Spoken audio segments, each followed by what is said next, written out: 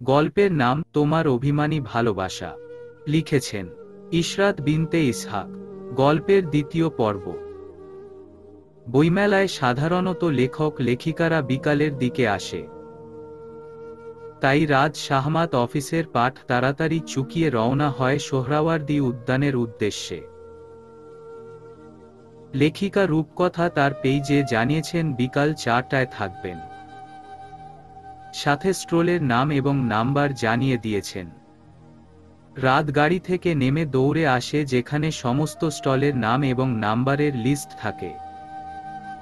সেখানে জেনে নিয়ে এগিয়ে যায় সেই দিকে। যেতে যেতে হাত ঘড়িতে দেখল 4:17। এতক্ষণে নিশ্চয়ই রূপকথা চলে এসেছে। রাত মনে মনে এই ভেবে হাসল যে রূপকথা তাকে সারপ্রাইজ দিতে হয়তো এ কয়দিন যোগাযোগ রাখেনি। কিছুটা দূরত্বে থেকে দেখা গেল ইতিমধ্যে লোকজন জড়ো হয়ে গেছে রূপকথাকে ঘিরে। কেউ এগিয়ে দিচ্ছে অটোগ্রাফ এর জন্য, আবার কেউ সাদা কাগজে লিখিয়ে নিচ্ছে। রাজ শাহমাত দ্রুত পায়ে এগিয়ে গেল। ভিড়ের কারণে রূপকথার কাছাকাছি পৌঁছাতে পারছে না। মেয়েরা যেভাবে ঘিরে রেখেছে, যাওয়ার কোনো স্কোপ পাচ্ছে না রাজ শাহমাত। মেয়েদের তো ঠেলে ঠুলে ঢুকতে পারে না। কিছুক্ষণ চেষ্টা করে, যখন পারল না তখন স্ট্রোলের পিছনের দিকে গিয়ে অল্প কিছু জায়গা দিয়ে ঢুকে গেল। তাকে দেখে একটা ছেলে হন্তদন্ত হয়ে ছুটে এসে বলল, এই আপনি করছেন কি? এখান দিয়ে ঢুকেছেন কেন? আমি রূপকথার সাথে কথা বলবো। সরুন প্লিজ। ছেলেটা যেন বোকা বনে গেল। খানিকটা বিরক্ত নিয়ে বলল, সবাই যেভাবে দেখা করছে আপনিও সেভাবে ট্রাই করেন। রাজ চাপা রাগের গনগনে গলায় বলল, আপনি জানেন আমি কে? ছেলেটা ফেইসে ডোন্ট কেয়ার ভাব ফুটিয়ে তোলে বলল, কে আপনি? আমি ওর বয়ফ্রেন্ড। ওরে আপনি গিয়ে বলেন, তাহলে বুঝতে পারবেন। ছেলেটা দারুণ হেসে বলল, আচ্ছা ভাই, আপনি কি পাগলা গারদ থেকে পালিয়ে এসেছেন নাকি বলেন তো? না মানে একজন বিবাহিত মেয়েকে বলছেন আপনি তার বয়ফ্রেন্ড? এটা কি আদৌ সম্ভব? তাও আমাদের লেখিকা রূপকথা আপুর সাথে যায়? কিছুতেই যায় না। আপনি যদি উনার গল্প পড়তেন তবে বুঝতে পারতেন। উনি যেমন ইসলামিক গল্প লিখেন তেমনি উনি একজন ধার্মিক মেয়ে। তাই এসব বলে নিজের মানসম্মান ক্ষুণ্ণ করবেন না প্লিজ। রাদের চোখ মুখে বিষণ্ণতা ছেয়ে গেল। মনে হচ্ছে সে বাস্তবে নেই। কি বলছে এই ছেলে, যার সাথে এতগুলা দিন কথা বলল, আর সে কিনা এক নিমিষেই বিবাহিতা হয়ে গেল? না না, এটা কিছুতেই বিশ্বাসযোগ্য নয়। রাদের মুখের হাসি ধীরে ধীরে মুছে গিয়ে একটি কঠোরতা ফুটল। নিস্তেজ গলায় বলল, রূপকথা তুমি এমনটা করতে পারো না। বলতে বলতে চোখ দুটো ছলছলে হয়ে এল। মাটিতে বসে পড়ল, তবু নিজের সর্বশক্তি দিয়ে রূপকথা বলে চিৎকার করে উঠল। আশেপাশের সকলের নজর নিমিষেই তার উপর স্থির হয়ে গেল, সাথে লেখিকা রূপকথাও। যে ছেলেটির সাথে রাদের কথা হয়েছে সে ছেলেটি দৌড়ে গিয়ে রূপকথাকে সবটা বলল। সবটা শুনে ভ্রু কুঁচকে তাকায় রূপকথা। ধীর পায়ে এগিয়ে আসে রাদের দিকে। রাত পলকহীন চোখে তাকিয়ে আছে লেখিকার দিকে। কালো বোরকায় আবৃত এক নারী, হুডি দিয়ে আবৃত করেছেন মস্তক, হাত মৌজা পা মৌজায় পরিহিত। শুধু বড় বড় নেত্রজোড়া অনাবৃত করে রেখেছেন। অশ্রুসিক্ত নয়নে তাকিয়ে আছে রাজ শাহমাত।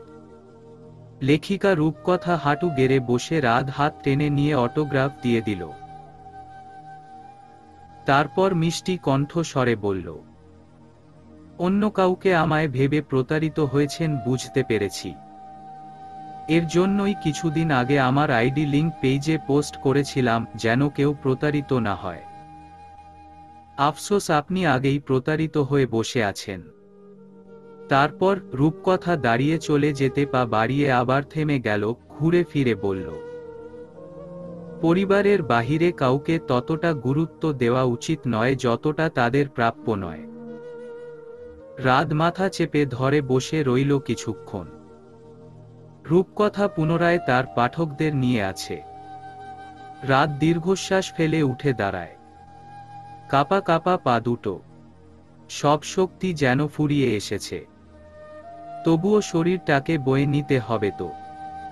বাসায় সবাই দুশ্চিন্তা করছে রাত শাহমাত বাসায় ফিরেনি এখনো। ঘড়ির কাঁটায় রাত 2টা বেজে 3 মিনিট। কলে পাওয়া যাচ্ছে না তাকে। দুশ্চিন্তায় সকলের ঘুম হারাম হয়ে গেছে। নজরাত সারা ঘর জুড়ে পায়চারি করছে। এক সময় বেলকনিতে এসে দাঁড়ালে গার্ডেনের দিকে নজর পড়ে। বেঞ্চিতে কেউ বসে আছে। নজরাত একটু মনে করার চেষ্টা করল। আজকে রাত শাহমাত কি রঙের শার্ট পরে বেরিয়েছিল?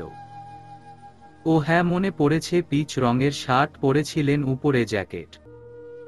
নজরাত আরেকবার গার্ডেনে তাকিয়ে দেখল পিছন থেকে পিচ রঙের শার্টই মনে হচ্ছে। তাই আর সময় নষ্ট না করে এক প্রকার দৌড়ে নিচে নেমে এলো। ঘরের মেইন দরজায় রাজ শাহমাতকে আবিষ্কার করল নজরাত। ধীর পায়ে এগিয়ে এসে মানুষটাকে দেখে বুক ধড়ফড় করতে লাগল। রাত উদাস দৃষ্টিতে চেয়ে আছে নিচের দিকে। মাথায় চুলগুলো বড্ড এলোমেলো হয়ে আছে। চেহারার বিবর্ণ অবস্থা। এত শীতের মাঝেও গায়ে জ্যাকেট নেই। কথায় আছে, হৃদয় যখন উত্তপ্ত তখন বাইরের শীতলতা অনুভব হয় না। ঠিক তেমনি রাজ শাহমাতকে এখন অনুভূতি শূন্য একজন মানুষ হিসেবে গণ্য করা যায়। নজরাত কোমল স্বরে বলল, এই শীতের মাঝে এখানে বসে আছেন কেন? রুমে চলুন, ঠান্ডা লেগে জ্বর চলে আসবে। আপনারা নারীরা এমন ছলনাময়ী কিভাবে হতে পারেন? নজরাতের মুখে রক্তচ্ছ্বাস ভাব। তবুও মুখে কিছু বলল না, ফিচেল হেসে বলল, আমি আপনাকে মুক্তি দিচ্ছি না বলে হঠাৎ এই কথা বললেন? রাজ শাহমাত বিনা বাক্য ব্যয় বলল, না। তবে এমন কথা কেন? ঠকিয়েছে ও আমাকে। রূপকথা কি করেছে? রাজ শাহমাতের চোখ মুখ রাগে অপমানে অস্বাভাবিক জ্বলজ্বল করতে লাগল। নিস্তেজ গলায় বলল, আমাকে ধরে ঘরে নিয়ে যেতে পারবেন? না পারলে কাউকে ডাকুন। নজরাত দীর্ঘশ্বাস ফেলে বলল, পারবো, আসুন। রাত ভীষণ অসুস্থ হয়ে পড়ে বিছানা থেকে উঠার শক্তিটুকু পায় না। গতকাল প্রেসার লো হয়ে খুব খারাপ অবস্থা হয়েছিল। নজরাত বুঝতে পেরে তৎক্ষণাৎ ডিম সিদ্ধ করে খাওয়ায়। এর ফলে আল্লাহ তাআলার রহমতে কিছুটা ভালো হয়, কিন্তু দুর্বলতা কাটেনি এখনো। খুব কষ্টে উঠে বসলেও দাঁড়ানোর শক্তি লোপ পেয়েছে তার। ছেলের অসুস্থতার কথা শুনতে পেয়ে সাজেদা চৌধুরী অভিমান করে থাকতে পারে না। দেখতে এসে চোখের জলে একাকার করেন।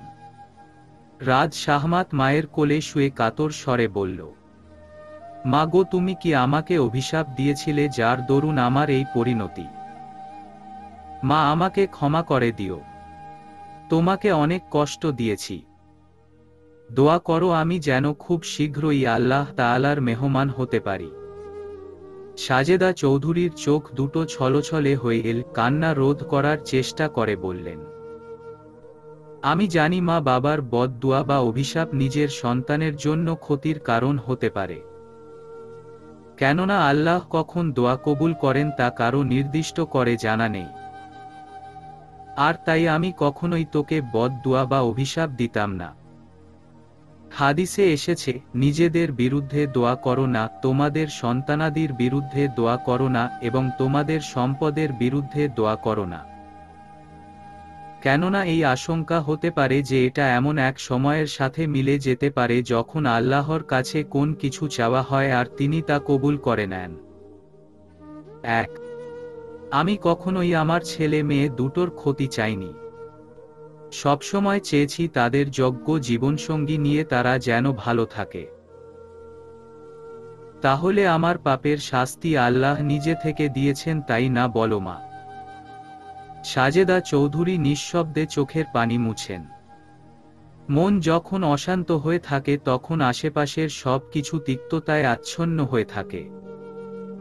ভালো কথাও ভালো লাগে না। তাই নুজরাত সবসময়ের মতোই মৌন থাকে। তখন রাজ শাহমাত বলে, আপনি শুধু শুধু নিজের প্রাণবন্ত জীবন নষ্ট করে পড়ে আছেন। আপনি চাইলে এখনো কিন্তু মুক্তি পেতে পারেন। আপনার মাথাটা ফাটিয়ে দিতে ইচ্ছে করছে। এবার কি করব বলুন? নুজরাতের এহেন কথায় ভ্যাবাচ্যাকা খেয়ে গেল রাজ শাহমাত। ছোট ছোট চোখ দুটো বড় বড় করে তাকায় সে। নুজরাত ডোন্ট কেয়ার ভাব নিয়ে চলে যায় রুম থেকে। রাজ শাহমাত বেশ কিছুক্ষণ ওভাবেই বসে রইল। নুজরাত রাহার রুমে এসে বসে। রাহা শাওয়ার নিয়ে সদ্য বের হয়েছে বাথরুম থেকে। নুজরাতকে দেখতে পেয়ে ছুটে এসে ঘুরাতে ঘুরাতে বলল, ভাবি মনি আমি আজকে ভীষণ খুশি।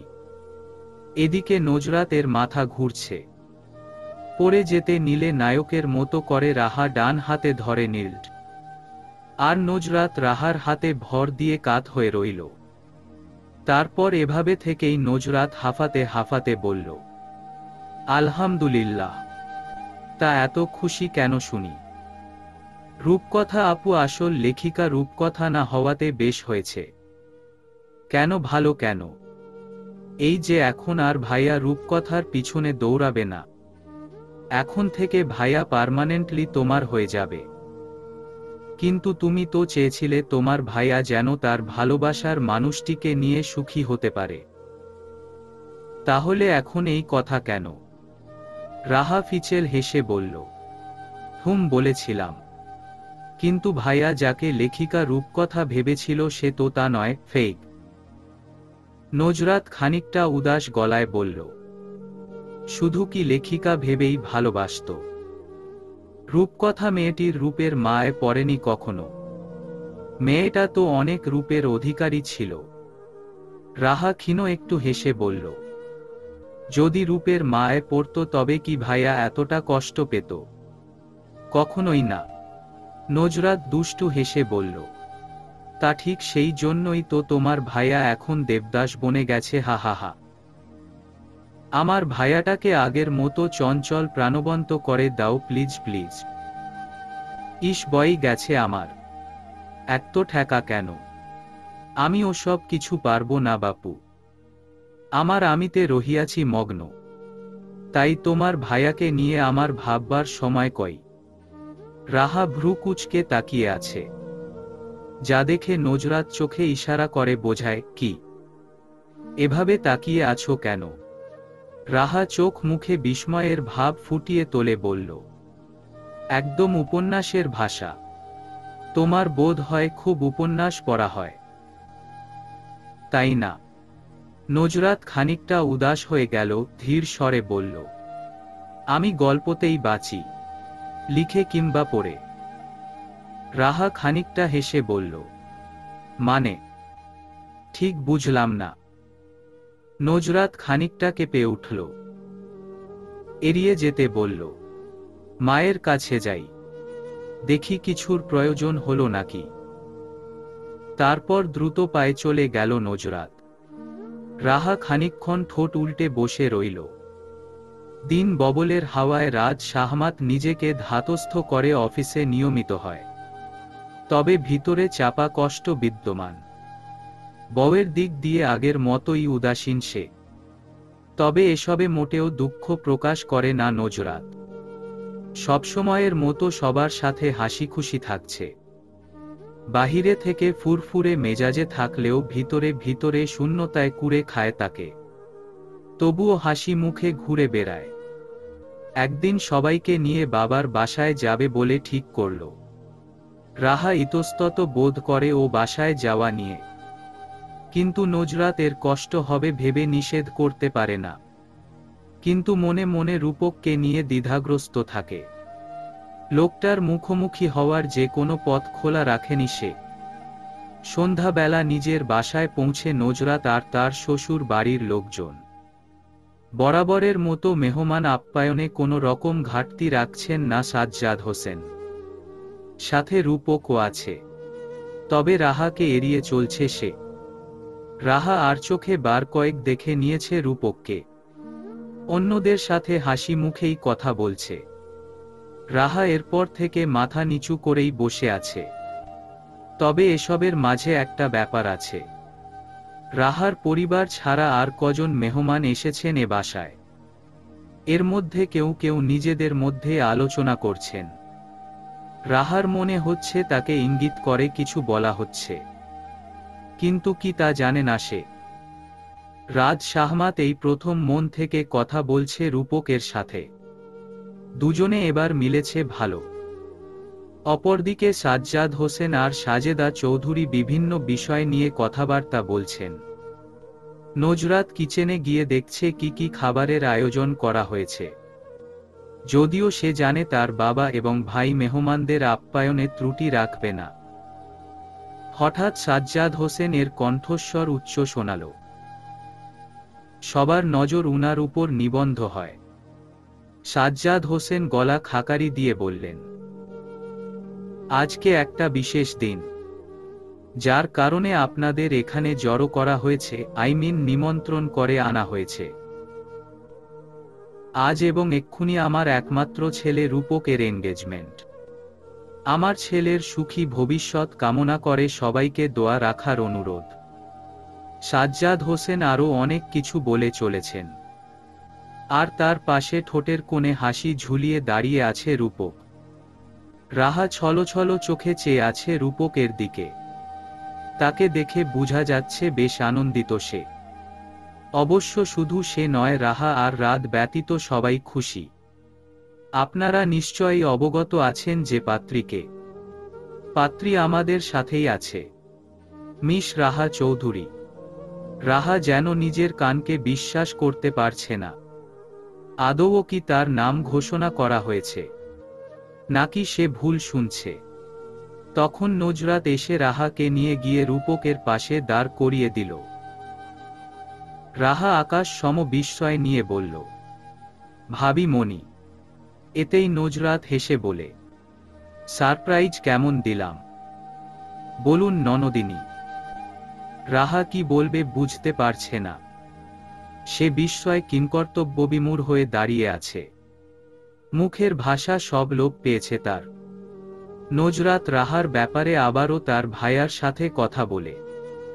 রূপক প্রথমে রাজি হয়নি, পরে নজরাত তাকে আশ্বস্ত করে বলে যে এবার রাহা ফিরিয়ে দিবে না, এটা নজরাতের বিশ্বাস। তারপর রূপক রাজি হয় ঠিকই, কিন্তু শর্ত দিয়ে বসে। নজরাত জানতে চায় কি শর্ত। তখন সে বলে, আমি বিয়ে করব, বাট তোর কুটনি ননদিনীকে আমার বাড়ি এসে এনগেজমেন্ট করতে হবে। নজরাত অবাক হয়ে বলে, এ কেমন কথা? পাত্রী নিজে ছেলের বাসায় গিয়ে এনগেজমেন্ট করবে? হ্যাঁ, তাই করতে হবে। এটা আমাকে ফিরিয়ে দেওয়ার শাস্তি স্বরূপ ফল। নজরাত বেচারি আর কি করবে? সে তো তার ভাইয়ার রাগ সম্পর্কে অবগত আছে। তাই নজরাত জানে রূপক আর কখনোই বিয়ের প্রস্তাব নিয়ে রাহার কাছে যাবে না। সে চাইছে রাহা নিজে তার কাছে যাক।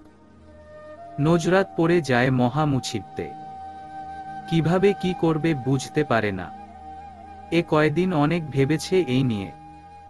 এই তো পরশুদিন বেলকনিতে দাঁড়িয়ে কফি হাতে ভাবছিল।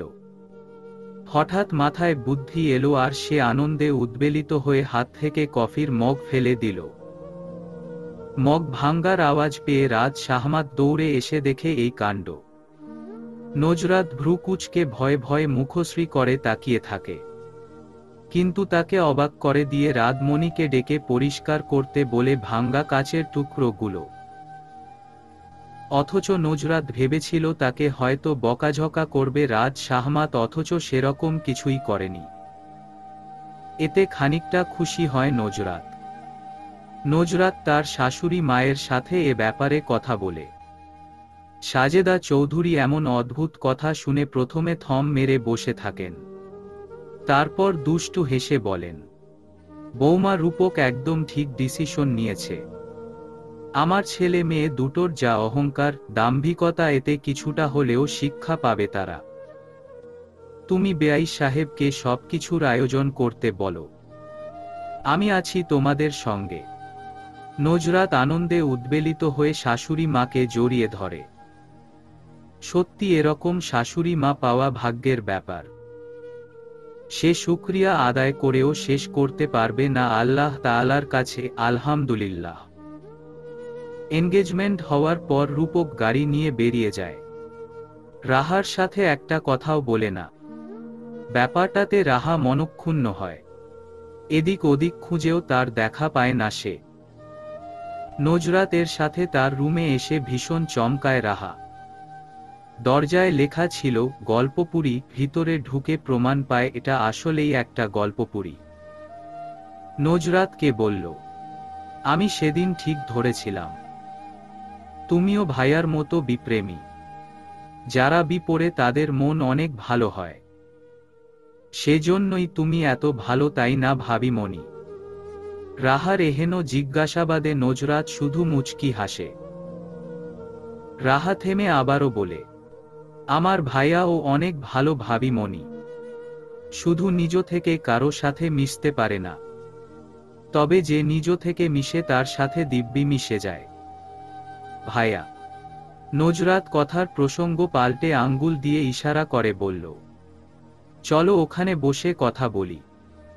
তারপর তারা বেলকনির ছোট কাম ছাদে গিয়ে দোলনায় বসে।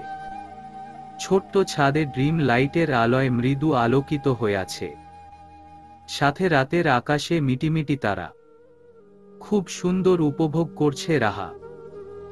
নজরাত তখন মৃদুস্বরে বলল, আচ্ছা রাহা, তোমাকে না জানিয়ে এত বড় কাজটা করেছি, তুমি কি রাগ করেছ? রাহা ঠোঁট কামড়ে ধরে মুচকি হাসে, মাথা নিচু করে বসে থাকে। নজরাত ব্যাপারটা বুঝতে পেরে ফিচেল হেসে বলল, আমার হবু ভাবি মনি কি লজ্জা পাচ্ছে। দেখি দেখি লজ্জা পেলে তাকে কেমন লাগে। রাহা লজ্জায় লাল রঙা হয়ে আর্স্ট ভাবে বসে থাকে। মুখ ফুটে বলতে পারে না যে নজরাত তার জন্য ঠিক কি করেছে। সেই কলেজ জীবন থেকে রূপককে পাগলের মতো ভালোবাসে সে। মাঝখানে কিছু ভুল বোঝাবুঝির জন্য তাদের দূরত্ব বজায় আছে। না হয় হতো না কখনোই। আর ওদের সেই দূরত্ব ঘোচাতেই আল্লাহ তাআলা নজরাতকে মুশকিল আসান হয়ে পাঠিয়েছেন। রাজ শাহমাত সেই প্রথম থেকেই সোফায় এক কোণায় বসে আছে। বোনের এনগেজমেন্ট হওয়ার ব্যাপারটায় বেশ অবাক হয়েছিল রাজ শাহমাত। এরকম হুট করে এনগেজমেন্ট। তবে মনে মনে খুশি হয়েছে এই ভেবে যে তার বোনটা তার ভালোবাসার মানুষটিকে পাবে। আল্লাহ চায় তো সুখে সংসার করবে, এতেই খুশি রাত। লম্বা বড় ডাইনিং টেবিলে খাবার পরিবেশন করা হয়। নজরাত আর রাদের পরিবার ছাড়া সব মেহমান একসাথে বসে। তারপর তারা খাওয়ার পর নজরাত আর রাদের পরিবার বসে খেতে। সাজ্জাদ হোসেন নজরাতকে বললেন রাদের খাবার সার্ভ করে দিতে। বাবার কথা মতো নজরাত রাদের প্লেটে খাবার দেয়। মনে মনে ঠিক করে রাত যতক্ষণ পর্যন্ত নিষেধ না করবে ততক্ষণ পর্যন্ত দিতে থাকবে। কিন্তু রাত মানা করল না। এদিকে প্লেটে খাবার দিতে দিতে ছোট খাট একটা পিরামিড তৈরি হয়ে গেছে। এর বেশি দিলে খাবারগুলো প্লেটের চারিদিকে পড়ে নষ্ট হবে ভেবে আর দিল না। নিজের সিটে বসে রইল। তখন রাজ শাহমাত তাকে অবাক করে দিয়ে তার ফাঁকা প্লেট নিয়ে গিয়ে রাদের পিরামিড প্লেটটা তাকে দিয়ে দিল। নজরাত অসহায় দৃষ্টিতে তাকিয়ে রইল। আর রাত নিজে নিজে খাবার নিয়ে খেতে শুরু করল। খাওয়া শেষে নজরাত রাহাকে নিয়ে রূপকের রুমে যায়। রুমটা পছন্দ হয় রাহার। ফার্নিচারে ভরপুর তো আছেই, এর মাঝে বেশ গোছানো পরিপাটি। গল্প করতে করতে নজরাত তার ভাইয়ের পছন্দ অপছন্দ সম্পর্কে জানায় রাহাকে। রাহা বেশ আগ্রহ নিয়ে শুনে। রাত বেড়ে যাচ্ছে, বাসায় ফিরতে হবে বলে সাজেদা চৌধুরী খবর পাঠিয়েছেন রাহা নুজরাতকে নিচে যাওয়ার জন্য। তারা নিচে আসতে সাজেদা চৌধুরী বাসায় যাওয়ার কথা বললেন। তারপর নুজরাত সহ সবাই বিদায় নিয়ে চলে আসবে। তখন সাজেদা চৌধুরী জিজ্ঞাসা বললেন, রূপক কোথায়? ও কি এখনো রেগে আছে? নুজরাত মৃদুস্বরে বলল, আসলে মা ভাইয়া কিছু কাজের জন্য হয়তো বেরিয়েছে। অহ আচ্ছা। অতঃপর সাজ্জাদ হোসেনের থেকে বিদায় নিয়ে তারা বেরিয়ে পড়ে বাসার উদ্দেশ্যে। গাড়িতে নুজরাত জানালা দিয়ে বাহিরে তাকিয়ে থাকে। পিছনে রাহা, সাজেদা চৌধুরী আর মনি, তারা ক্লান্ত হয়ে ঘুমিয়ে পড়েছে। হঠাৎ রাজ শাহমাত অস্ফুট গলায় বলল, আমি আপনার সাথে এত মিসবিহেভিয়ার করি, তবুও আপনি আমার বোনের জন্য এত কিছু করছেন কেন?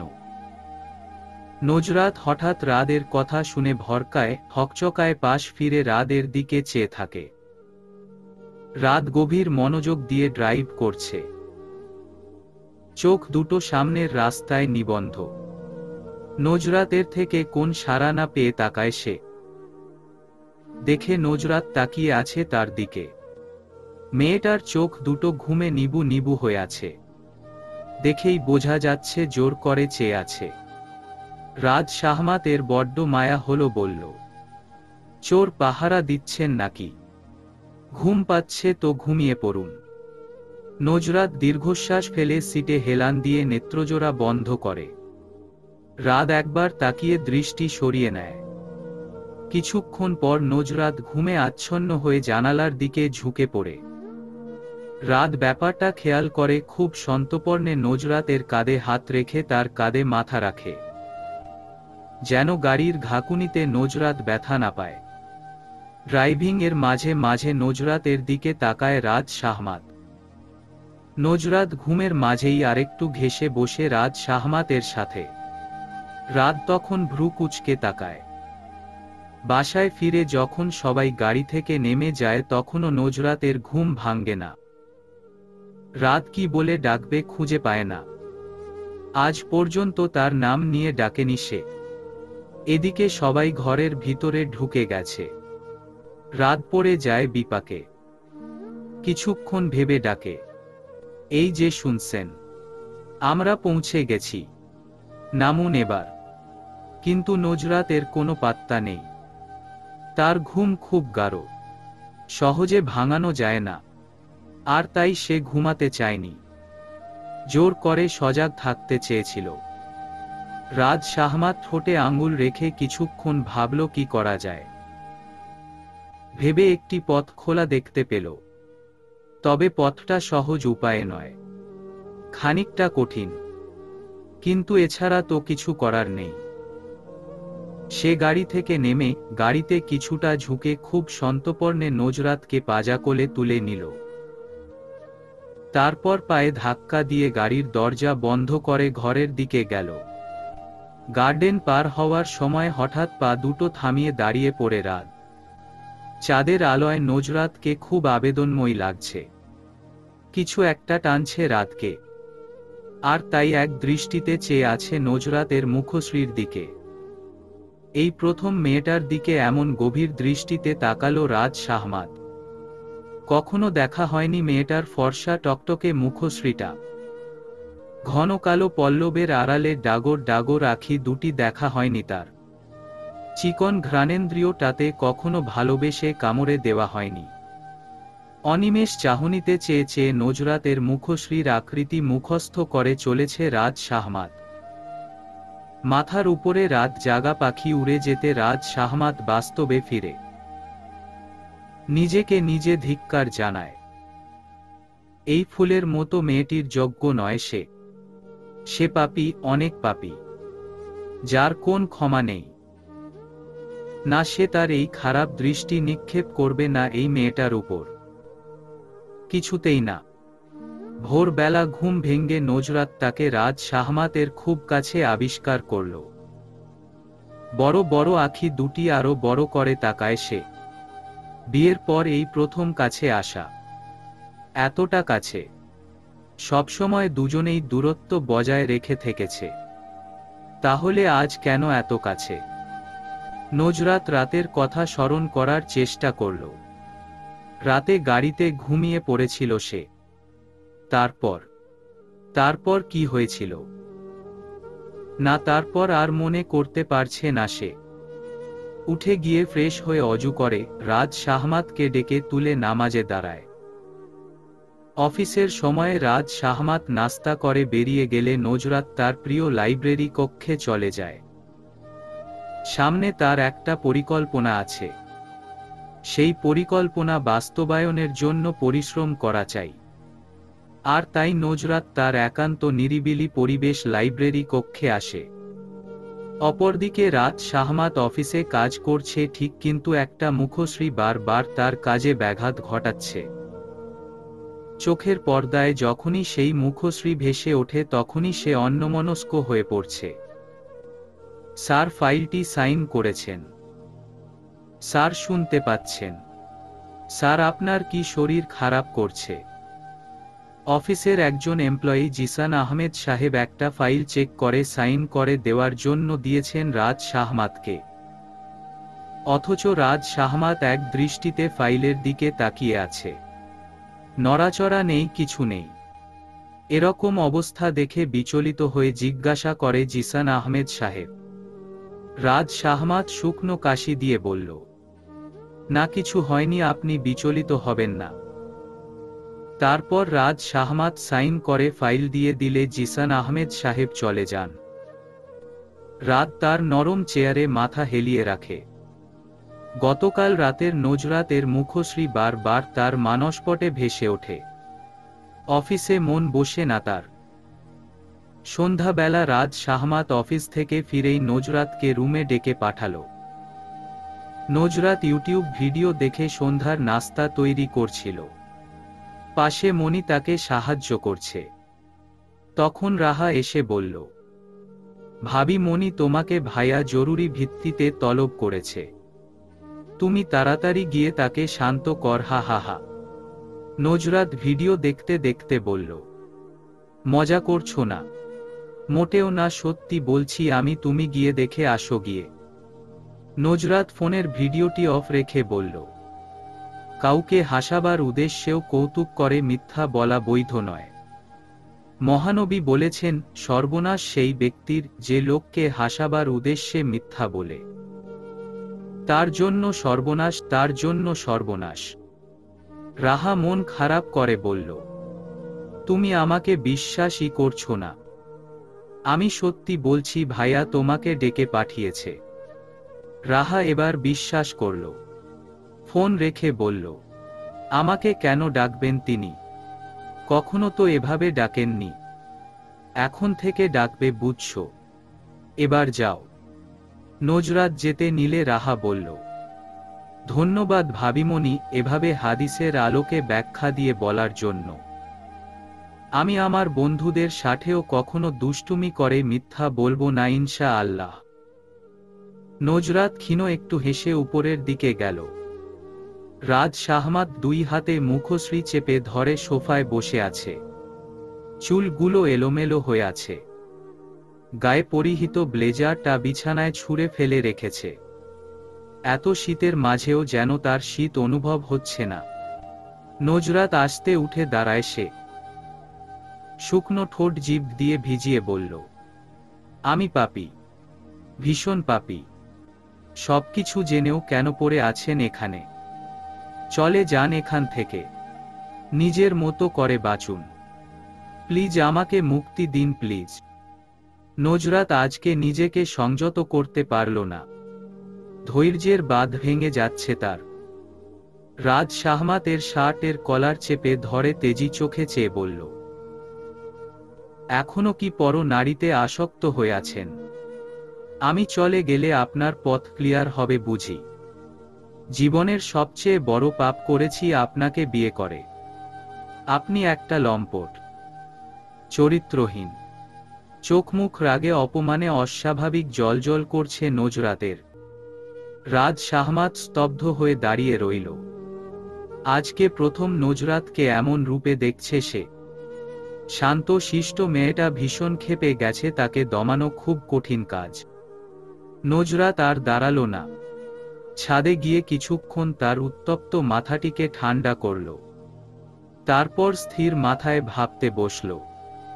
কিছুক্ষণ শূন্য দৃষ্টিতে তাকিয়ে থেকে কিছু ভাবল।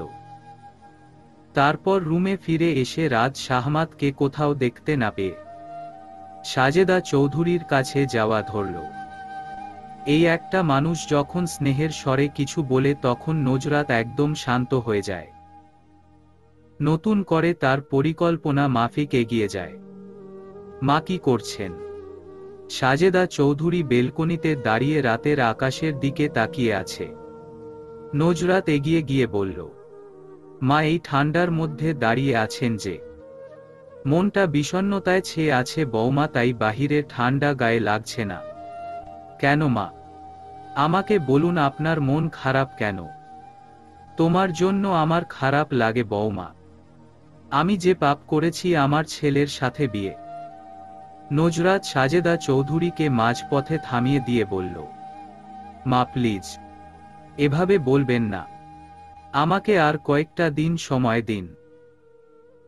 তাছাড়া এসব চিন্তা না করে রাহার কথা ভাবুন। বিয়ের দিন তো ঘনিয়ে আসছে। কিভাবে কি করতে হবে তা তো পরিকল্পনা করে ঠিক করতে হবে তো নাকি? তুমি যেখানে আছো সেখানে আমার চিন্তা কিসের? আমি নিশ্চিত মনে আছি তুমি আছো বলে। নজরাত ক্ষীণ একটু হাসে। রাজ শাহমাত লাইব্রেরি কক্ষে রাখা ডিবানে শুয়ে আছে। নজরাত তার খাতাপত্র রাখা গোল টেবিলে বসে কিছুক্ষণ কি সব লিখল। তারপর রাজ শাহমাতের দিকে নির্নিশেষ চোখে চেয়ে বলল, আপনি কি রূপকথাকে বিয়ে করছেন? রাজ শাহমাত কপাল থেকে হাতটা নামিয়ে তাকায় নজরাতের দিকে। তারপর শূন্য দৃষ্টিতে উপরের দিকে তাকিয়ে বলল, না, ও একটা ফেক। আমি কখনো ওর ছায়া ও সহ্য করতে পারবো না। আমাকে ঠকিয়েছে ওই মেয়ে। আমি সবটা শুনেছি। যা বুঝলাম, আপনি কখনো কোন মানুষকে ভালোবাসেননি, ভালোবেসেছেন শুধু সাহিত্যকে। রাজ শাহমাত উঠে বসে তীক্ষ্ণ দৃষ্টিতে তাকিয়ে থাকে নজরাতের দিকে। নজরাত আবারও বলে, যেদিন কোন মানুষকে ভালোবাসতে পারবেন সেদিনই তাকে নিজের করে পাবেন, তা না হলে নয়। আমি আর কাউকে ভালোবাসতে পারবো না। সব পথ বন্ধ হয়ে গেছে। যেমন রাজ শাহমাত বিরস মুখে বলে, যাকে আমার স্বপ্নের রানী ভেবেছিলাম সেই আসলে ফেক। যাকে ভালোবেসে এত দূর সেই বিবাহিত। এই সব কিছুর মাঝে ঘরে স্ত্রী রেখে মরীচিকার পেছনে দৌড়ে বেরিয়েছি। পাপ করেছি যার কঠিন শাস্তি পেতে হবে আমাকে। এত কিছুর পরেও কোন মুখে কাউকে ভালোবাসবো আমি? নজরাত গভীর দৃষ্টিতে তার দিকে চেয়ে স্নেহভরে বলল, ফিরে আসুন আল্লাহর পথে। নিশ্চয়ই আল্লাহ তাআলা ক্ষমাশীল পরম দয়ালু। নিয়মিত সালাত আদায় করুন, তাহলে অন্তর কুলসিত হবে না ইনশাআল্লাহ। আমার এতগুলো পাপ কি ক্ষমা করবেন আল্লাহ তাআলা? আমি যে আমার মায়ের সাথেও বেয়াদবি করেছি যার কোনো মাফ হয় না।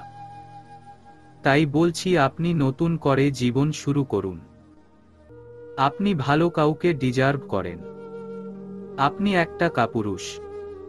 জানি এভাবে চললে হয় না। আপনি একদিন মৃত্যুর স্বাদ গ্রহণ করতে হবে। তাই বলছি, আল্লাহর কাছে একনিষ্ঠ চিত্তে ক্ষমা প্রার্থনা করলে তিনি ক্ষমা করে দেবেন। কেননা আল্লাহ পাক কোরআনের শতাধিক আয়াতে নিজেকে ক্ষমাশীল বলে ঘোষণা করেছেন। মহান আল্লাহ বলেন, আমার বান্দাদের জানিয়ে দাও যে নিশ্চয়ই আমি অত্যন্ত ক্ষমাশীল ও অপরিসীম দয়ালু। অন্য আয়াতে তিনি বলেন, এরপরেও কি তারা আল্লাহর দিকে ফিরে আসবে না, অর্থাৎ তাওবা করবে না এবং তার কাছে ক্ষমা প্রার্থনা করবে না? অথচ আল্লাহ ক্ষমাশীল ও দয়াবান। বান্দার প্রতি আল্লাহর দয়া ও অনুগ্রহ অসীম। আল্লাহ বলেন, বলো হে আমার বান্দারা, তোমরা যারা নিজেদের প্রতি জুলুম করেছ, আল্লাহর অনুগ্রহ থেকে নিরাশ হয় না। আল্লাহ সমুদয় পাপ ক্ষমা করে দেবেন। তিনি তো ক্ষমাশীল, পরম দয়ালু। ক্ষমা লাভের উপায়। কোরআন ও হাদিসে আল্লাহর ক্ষমা লাভ করার অনেক উপায় বর্ণিত হয়েছে। তন্মধ্যে কয়েকটি উপায় এখানে উল্লেখ করা হলো। ঈমান ও নেক কাজ। যারা আল্লাহর প্রতি ঈমান আনবে ও নেক আমল করবে, আল্লাহ তাদের ক্ষমার প্রতিশ্রুতি দিয়েছেন। আল্লাহ বলেন, যারা ঈমান আনে ও সৎকর্ম করে, আল্লাহ তাদের প্রতিশ্রুতি দিয়েছেন ক্ষমা ও মহাপুরস্কারের। আপনি কি মাদ্রাসায় পড়াশোনা করেছেন? রাজ শাহমাতের এহেন জিজ্ঞাসাবাদে নজরাতের খুব হাসি পাচ্ছে। বিয়ের এতগুলো মাস পর তার স্বামী নামক মানুষটি জিজ্ঞাসা করছে সে মাদ্রাসায় পড়াশোনা করেছে কিনা। খুবই হাস্যকর ব্যাপার। আমরা মুসলিম, তাই মাদ্রাসায় পড়াশোনা করি কিংবা জেনারেল লাইনে পড়াশোনা করি না কেন, আমাদের ইসলামিক জ্ঞান অর্জন করা আবশ্যক এবং ইসলামের বিধান অনুযায়ী জীবন যাপন করা আবশ্যক। তাই এই প্রশ্ন অহেতুক বলে আমার মনে হয়। রাজ শাহমাত অনিমেষ চাহনিতে চেয়ে রইল নজরাতের দিকে। এই মুখশ্রীর দিকে তাকালে চোখ জুড়িয়ে যায়, অথচ সে কিনা ভুল করেও মেয়েটার দিকে তাকাতো না। নজরাতের দৃষ্টি নত, তবুও উপলব্ধি করতে পারছে রাজ শাহমাত তার দিকেই তাকিয়ে আছে। এতে খানিকটা অস্বস্তি বোধ হচ্ছে নজরাতের, তবুও কিছু বলছে না সে। উঠে গিয়ে বুক শেলফ থেকে সাতকাহন বিটা নিল।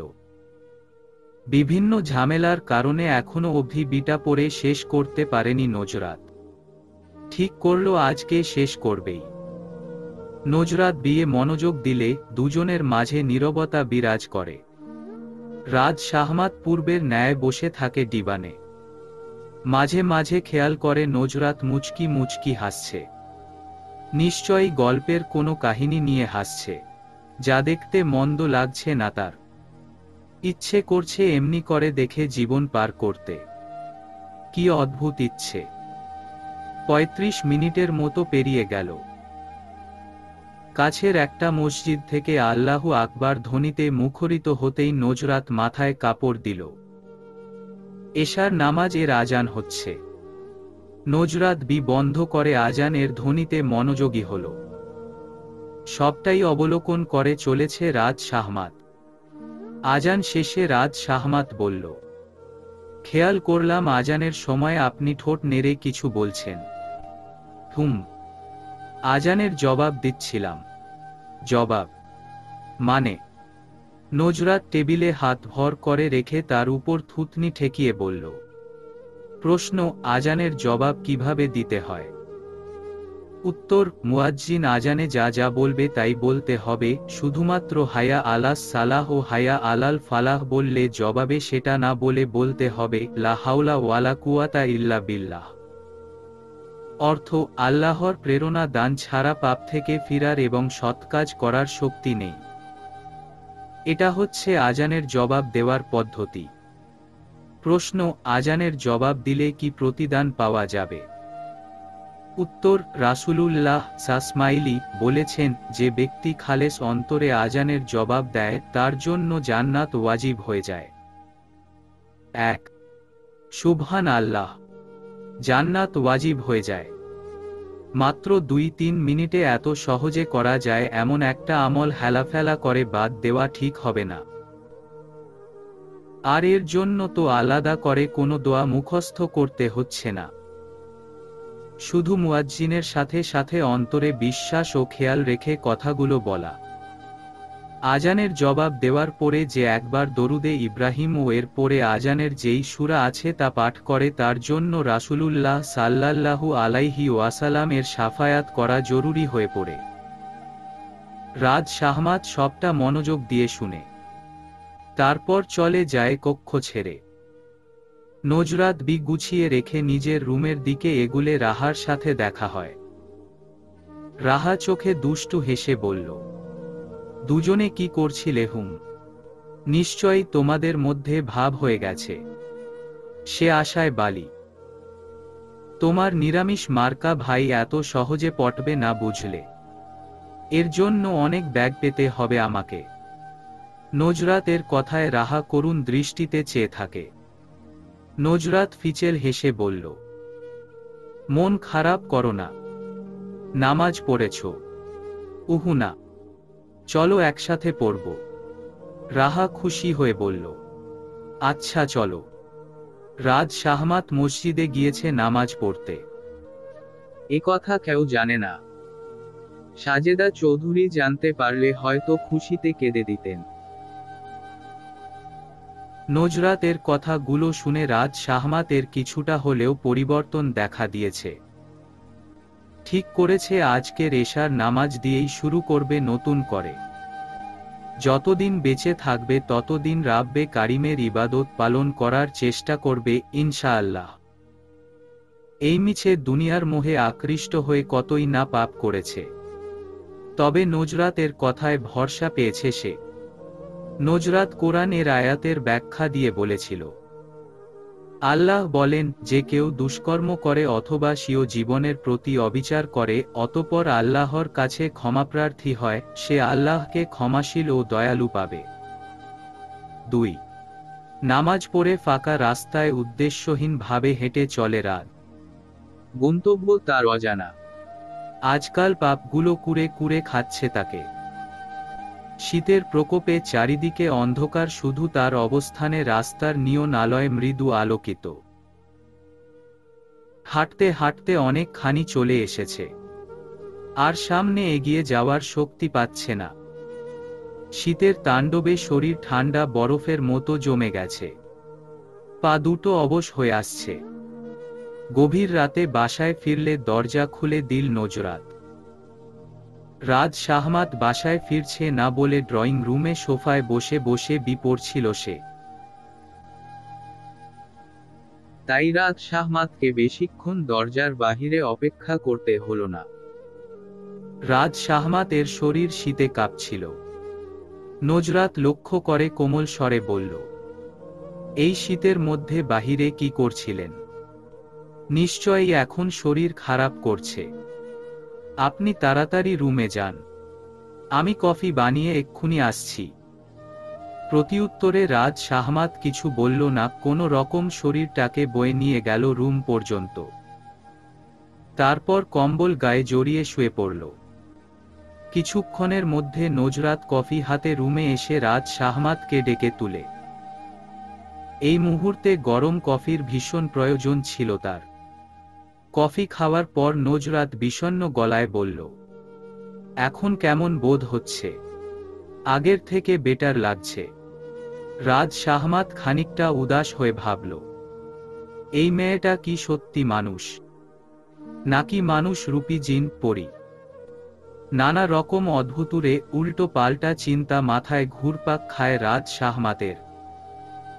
দেখতে দেখতে রাহা আর রূপকের বিয়ের দিন ঘনিয়ে এলো। এ পর্যন্ত একটা কথাও রূপক রাহার সাথে বলেনি।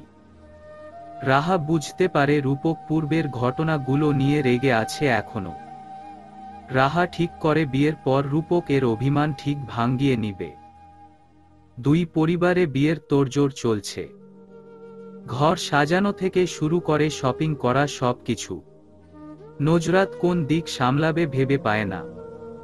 এদিকে এ বাড়ির বউ, অন্য দিকে বাবার বাসায় মেয়ে বলতে কেউ নেই। রাজ শাহমাত ব্যাপারটা বুঝতে পেরে চাপা জরুরি গলায় বলল, আমি এই দিকে সামলে নিব, আপনি বরং ও বাড়ি চলে যান। আপনার বাসায় তো তেমন কেউ নেই। তাদের এই মুহূর্তে আপনাকে খুব প্রয়োজন। নজরাত এর স্বপ্নাচ্ছন্নের মতো লাগল। স্নিগ্ধ ও গভীর এক দৃষ্টিতে তাকিয়ে রইল রাজ শাহমাত এর দিকে। তার এমন গাঢ় দৃষ্টিতে বেসামাল বেচারা রাজ শাহমাত। এই মুহূর্তে একটু দুষ্টুমি করতে ইচ্ছা হলো তার। তাই শুকনো কাশি দিয়ে বলল, বড় বড় চোখ দুটো দিয়ে যেভাবে তাকিয়ে আছেন মনে হয় যেন ভয় দেখানোর ফোন দিয়ে আটছেন। রাজ শাহমাতের এহেন মন্তব্যে নজরাত এবার তার ঘন কালো পল্লবগুলো বার কয়েক ঝাপটায়। নেত্রজোড়া ছোট ছোট করে ভ্রু কুঁচকে তাকায়। এদিকে রাজ শাহমাত তার স্ত্রীর এক একবার এক এক রকম রূপ দেখে বিমোহিত হয়ে মুগ্ধ নয়নে অপলক দৃষ্টিতে তাকিয়ে থাকে। নজরাত শাশুড়ি মায়ের থেকে অনুমতি নিয়ে বাবার বাসায় চলে আসে। নজরাতকে দেখতে পেয়ে সাজ্জাদ হোসেন ভীষণ আনন্দিত হলেন। বাড়িতে বিয়ে অথচ কারো কোন আনন্দ উচ্ছ্বাস নেই। এমন হলে তো বিয়ে বলে মনে হয় না। এখন মেয়ে এসে গেছে, পুরো বাড়িটা আনন্দে উদ্বেলিত হয়ে উঠবে। নজরাত এসেই বাবার থেকে সবকিছু জেনে নিচ্ছে কি কি কাজ সারা হয়েছে ইতিমধ্যে, আর কি কি বাকি আছে। তারপর ভাইয়াকে সারপ্রাইজ দিতে তার রুমে গিয়ে চিৎকার করে উঠল। সকাল সকাল এমন অপ্রত্যাশিত ঘটনায় চমকে লাফিয়ে উঠে রূপক। অসহায় দৃষ্টিতে বোনের দিকে তাকিয়ে থাকে। সেই ছোট্ট বেলার মতো বোনটা তার আরামের ঘুম খানা ভেঙে দিল। যার বিয়ে তার খবর নেই, পাড়াপড়শির ঘুম নেই, কোমরে হাত রেখে এই কথা বলে নজরাত। রূপক হাই তুলে বলল, যেই কুটনি মেয়েকে বিয়ে করতে চলেছি না জানি আমার কি হয়, তাই বিয়ে নিয়ে ব্যতিব্যস্ত হওয়ার প্রয়োজন মনে করছি না আমি। নজরাত মিছে রাগ দেখিয়ে বলল, মোটেও আমার ননদিনী কুটনি না, ভীষণ ভালো একটা মেয়ে মাশাআল্লাহ। যাই হোক, কিছুদিন পর তুমি এমনিতেই বুঝতে পারবে। এখন তাড়াতাড়ি উঠো, যেতে হবে তো নাকি? এত ভোর বেলা, এখনো পর্যন্ত সূর্য মামা ও ঘুম থেকে উঠেনি বোধ হয়। ঘড়ির দিকে নজর দাও, দেখতে পাবে সূর্য মামা উঠেছি কি উঠেনি। আমি শ্বশুরবাড়ি থেকে চলে এসেছি আর তুমি কিনা পড়ে পড়ে ঘুমাচ্ছ। ভেরি ব্যাড ভাইয়া। এরপরও রূপক আলসেমি করে শুয়ে থাকে। নজরাত উঠতে বললে সে বলে তাকে যদি নজরাত টেনে তুলতে পারে তবে সে উঠবে, এর আগে নয়। ঠিক ছোট বেলার মতো রূপক শুয়ে থাকলে পিচ্ছি নজরাত নিজের সর্বোচ্চ শক্তি দিয়ে ভাইকে টেনে তুলত। তারপর রূপক তার সাথে কোনো কাজে বা বেড়াতে যেত। এতে অন্যরকম একটা আনন্দ পায় রূপক। বোনটি রাগ করে যখন গাল দুটো ফুলিয়ে বসে থাকে, তা দেখতে ভালো লাগে রূপকের। তবে বোনের কোনো ইচ্ছা অপূর্ণ রাখেনি কখনো। আজও শক্তপোক্ত শরীরটা টেনে তুলল নজরাত। তারপরেই রূপক বোনের গাল দুটো টিপে দিয়ে বাথরুমে ঢুকে। রাজ শাহমাত ঘুরে ঘুরে দেখছে ডেকোরেশন এর সব কিছু ঠিকঠাক মতো করা হয়েছে কিনা। বরের স্টেজটা ফুল দিয়ে খুব সুন্দর করে সাজানো হয়েছে। রাহাকে পার্লারের মেয়েগুলো সাজিয়ে চলে যেতে রাজ শাহমাত বোনকে বধূ বেশে কেমন লাগছে দেখতে আসে। রাহা লাল রঙা শাড়ি পরে লাল টুকটুকে বউ সেজে বসে আছে বিছানার মাঝখানে। দৃষ্টি তার নত। ভাইকে দেখতে পেয়ে উঠে আসতে নিলে রাজ শাহমাত দ্রুত নিষেধ করে। এগিয়ে গিয়ে পাশে বসে বোনের গালে হাত রাখে। ভারী কোমল, ভারী স্নেহময়ী স্পর্শ। রাহার চোখ ছলছলে হয়ে এলো। রাজ শাহমাত বোনের মাথাটা নিজের কাঁধে চেপে ধরে বলল, কাঁদে না বোন, আজকে আরো একজনকে সারা জীবন পাশে পাবি যে কিনা সবচেয়ে ভরসার পাত্র হবে তোর, সবচেয়ে কাছের মানুষ হয়ে উঠবে। দোয়া করি আল্লাহ যেন তোকে খুব সুখী করে। রাহা কান্না রোধ করার জন্য ঠোঁট কামড়ে ধরে। ভীষণ কষ্ট হচ্ছে তার, ভাবতেই বুক ফেটে কান্না আসছে। আজকের পর থেকে এ বাড়ির অতিথি হয়ে যাবে সে। মেয়েদের জীবনটাই এরকম। সাজেদা চৌধুরী গহনার বক্স হাতে নিয়ে মেয়ের কাছে আসেন পরিয়ে দিবেন বলে। এসে দেখেন ছেলে মেয়ে দুটো কাঁদছে। তিনি যথাসম্ভব নিজেকে সংযত করে গহনা পরিয়ে দিলেন রাহাকে। রাহা যখন জড়িয়ে ধরে হাউমাউ করে কেঁদে উঠল। তখন আর নিজেকে কন্ট্রোল করতে পারলেন না সাজেদা চৌধুরী। চোখ দুটো ভিজে এলো তার। তবুও মেয়েকে সান্ত্বনা বাণী শুনিয়ে বুঝিয়ে বললেন শ্বশুরবাড়িতে কিভাবে চলাফেরা করতে হবে না করতে হবে। জোহরের সালাত আদায় করে বরযাত্রী আসে। রাজ শাহমাত ভেবেছিল নজরাত বুঝি তার ভাইয়ার বিয়েতে শাড়ি পরে সেজেগুজে আসবে। কিন্তু তাকে অবাক করে দিয়ে নজরাত সবসময়ের মতোই কালো বোরকায় নিজেকে আবৃত করে আসে। রাজ শাহমাত যত দেখছে ততই মুগ্ধ হয়ে পড়ছে। তার বুঝে আসে না একটা মেয়ে এতটা ভালো হয় আজকাল। খাওয়া দাওয়া সেরে বিয়ের কার্যক্রম শুরু হয়। রাহাকে কবুল বলতে বলা হলে সে চুপ করে বসে থাকে। নজরাত তখন কানের কাছে মুখ নিয়ে ফিসফিস করে বলে, তাড়াতাড়ি বলে দাও ওদিকে তো তোমার হবু বর সেজে গুজে বসে আছে কখন কবুল বলবে বলে। নজরাতের এহেন কথায় মুচকি হেসে কবুল বলে দেয় রাহা। সবাই আলহামদুলিল্লাহ বলে বরের কাছে আসে। এবার রূপকের কথা আর কি বলবো, ছেলেদের বরাবরই লজ্জা জিনিসটা কম, তাই কয়েক সেকেন্ড এর মাথায় বলে দিল কবুল। এ কথা নজরাত রাহাকে বলে হাসতে হাসতে শেষ। রাহা তখন লজ্জায় মাথা নিচু করে বসে থাকে। কনে বিদায় বেলায় নজরাতকে সাজ্জাদ হোসেন এবং রূপক খোঁজ করলে নজরাত তাদের জানায় সে যাবে না তাদের সাথে, কারণ সে চলে গেলে সাজেদা চৌধুরী এবং রাজ শাহমাতকে দেখার মতো কেউ থাকবে না। তাই তারা আর জোর করে না যাওয়ার জন্য। বাড়ি থেকে একজন মানুষ চলে গেলেই মনে হয় বাড়িটা পুরো নিস্তব্ধ হয়ে ফাঁকা ফাঁকা লাগে। চারিদিকে শূন্যতা বিরাজ করে।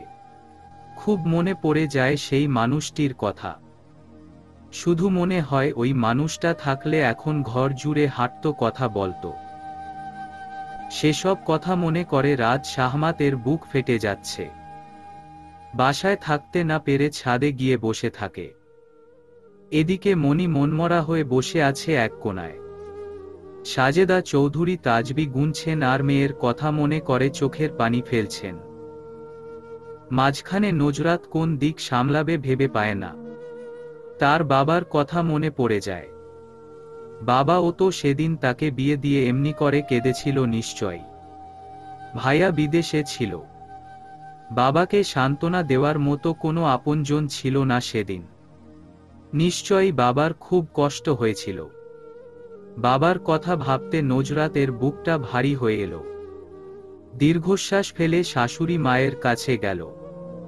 কথায় কথায় সাজেদা চৌধুরী বললেন, বৌমা তুমি রাদের কাছে যাও। ছেলেটা বোনকে ভীষণ ভালোবাসে, হয়তো খুব কষ্ট পাচ্ছে।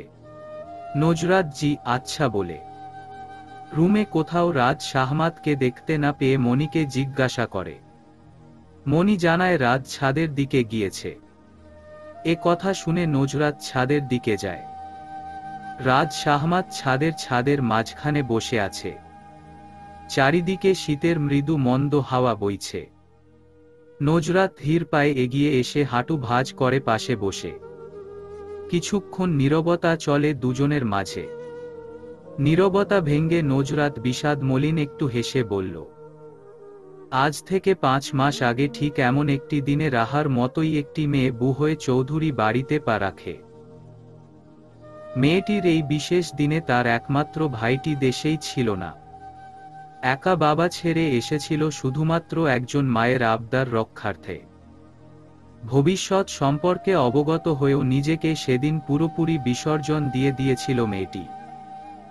সম্পূর্ণ নতুন একটি ঘরে সারা রাত জেগে বসেছিল তার স্বামী নামক মানুষটার জন্য। রাত পেরিয়ে দিন গেল তা ও সেই মানুষটির দেখা মেলেনি। ভাবুন কতটা যন্ত্রণা পীড়াদায়ক ছিল মেয়েটির জন্য। সেও তো কারো আদরের একমাত্র বোন ছিল। তার ও তো কত শত স্বপ্ন ছিল। নজরাত আরো কিছু বলতে নিলে রাজ শাহমাত তার ওষ্ঠদয়ে আঙ্গুল ঠেকিয়ে বলল, আর বলবেন না প্লিজ, আমি সহ্য করতে পারছি না। তারপর পুনরায় নিজের মতো বসে থাকে। নজরাত ও কথা বাড়ায় না, দৃষ্টি নত করে বসে থাকে। একটু পর রাজ শাহমাত বিরস মুখে বলে, আমি ক্ষমার অযোগ্য তাই না? নজরাত বার 2 ঢোক গিলল। একটা আবেগ তাকে দুর্বল করে দিচ্ছে। কান্না আসছে। আরো আর্স্ট হয়ে বসল। রাজ শাহমাত একটু শব্দ করে হাসল। বলল, জানি আমি ক্ষমা পাওয়ার যোগ্য না। তাই তো বারবার বলি আপনি চলে যান, নতুন করে বাঁচার স্বপ্ন। নজরাত কর্ণধার চেপে ধরে বলল, চুপ, একদম চুপ। আর এসব শুনতে চাইছি না আমি। আমাকে একটু শান্তি দিন, প্লিজ, দয়া করুন। রাজ শাহমাত নজরাতের অব্যক্ত ভালোবাসা বুঝে নিল। অশ্রুসিক্ত নয়নে বলল, আমি আপনাকে একবার জড়িয়ে ধরতে পারি। নজরাত দিশেহারা হয়ে রাজ শাহমাতের মুখের দিকে চেয়ে বলল, আমি তো কখনো দেয়াল তৈরি করিনি। রাজ শাহমাত আর সময় নিল না। ঝাপটে ধরে বিকারগ্রস্তের মতো এলোমেলো অধর যুগল ছুঁয়ে দেয়। তার আকস্মিক স্পর্শে কেঁপে কেঁপে উঠছে নজরাত। ফার্নিচারে ভরপুর নিস্তব্ধ ঘরে বসে আছে রাহা। কোথাও কোন মানুষের গতানুগতি নেই। এশার নামাজের পর খাওয়া দাওয়া শেষে রূপকের ফুফু এবং কিছু আত্মীয় মিলে রাহাকে সাজিয়ে রূপকের ঘরে দিয়ে গেছেন। এখন ঘড়ির কাঁটায় রাত 2:39। অথচ রূপক এখনো অবধি রুমে আসছে না। রাহা বারবার ঘুমে আচ্ছন্ন হয়ে ডুলে পড়ে। ঘুমিয়ে পড়লে যদি রূপক আসে, তখন যদি সে রাগ করে, এই ভেবে রাহা ঘুমানোর সাহস পাচ্ছে না কিছুতেই। এদিকে ঘুমে বিভোর হয়ে পড়ছে। তাই বিছানা ছেড়ে নেমে দাঁড়ায়। বুক শেলফ জুড়ে থাকা বইয়ের কাছে এগিয়ে যায়। সব সায়েন্স ফিকশন এবং ইংরেজি রাইটারের বইয়ে ভরপুর। রাহা বই পড়তে তত পছন্দ করে না, কিন্তু এই মুহূর্তে সময় কাটাতে বই পড়াটা জরুরি হয়ে পড়েছে তার জন্য। তাই বুক শেলফের বইগুলো চোখ বুলাচ্ছে। কোনটা পড়া যায় ভাবছে। তখন একটা বইয়ের মধ্যে নজর আটকে যায়। বইটা হাতে নিয়ে অপলক চেয়ে রইল। ছায়া সঙ্গিনী, রাইটার, রূপকথা। উপন্যাস যে কারো কাছে থাকা স্বাভাবিক ব্যাপার, তাই এটা নিয়ে মাথা ঘামানোর প্রয়োজন বোধ করল না রাহা। তবে তার ভাইটার কথা মনে পড়ে গেল। এই রূপকথা নামক রাইটারকে তার ভাই না দেখেই ভীষণ ভালোবাসে। অথচ মেয়েটা বিবাহিতা। রাহা বইটা হাতে নিয়ে ইজি চেয়ারে বসে। তারপর কিছুটা পরে বেশ আগ্রহ জাগে তার। অতঃপর বিয়ের নেশায় মত্ত হয়ে পড়ে। রূপকের কথা ভুলেই বসে এক প্রকার। রাজ শাহমাত গাঢ় স্বরে প্রশ্ন করে, এখানে কি রাত কাটিয়ে দেওয়ার ইচ্ছা আছে? শীত অনুভব হচ্ছে না? রাজ শাহমাতের কথায় কিছুটা নড়েচড়ে বসে নজরাত। রাজ শাহমাতের প্রশস্ত বুকের সাথে লেপ্টে গুটিয়ে বসে আছে সে। আজকের রাতটা স্বপ্নাচ্ছন্নের মতো লাগছে তার। এত সুখ তার কপালে ছিল, ভাবেনি নজরাত। রাজ শাহমাত নজরাতের হাত নিয়ে খেলা করতে করতে বলল, আমায় ভালোবাসেন আপনি? হু, কবে থেকে? যবে থেকে আপনার বন্ধনে আবদ্ধ হয়েছি সেদিন থেকে। আপনি বাসেন? উহু। নজরাত তৎক্ষণাৎ রাজ শাহমাতকে ছেড়ে মুখোমুখি বসে উদ্বিগ্ন মুখে চেয়ে থাকে রাদের দিকে। রাজ শাহমাত মৃদুস্বরে বলল, ভালোবাসতে চাই। তারপর দুই হাত বাড়িয়ে দিলে নজরাত পুনরায় তার বুকে ঢলে পড়ে মাথা নত করে নখ দেখতে লাগে। রাজ শাহমাত খুব যত্ন করে তার বাহুডোরে আবদ্ধ করে রেখেছে নজরাতকে। একটুক্ষণ পর রাজ শাহমাত ধীর স্বরে বলল, এবার রুমে যাব। নজরাত মাথা নাড়িয়ে সম্মতি দেয়। তারপর দুজনে রুমে চলে আসে। লাইট অফ করে শুয়ে যাওয়ার পর দুজনে মাঝে দূরত্ব থাকে। তখন রাজ শাহমাত একটু একটু করে নজরাতের দিকে আগালে নজরাত দূরে সরে যেতে চাইল। আকস্মিক হেঁচকা টানে নিজের বুকের উপর শুয়ে দেয় নজরাতকে।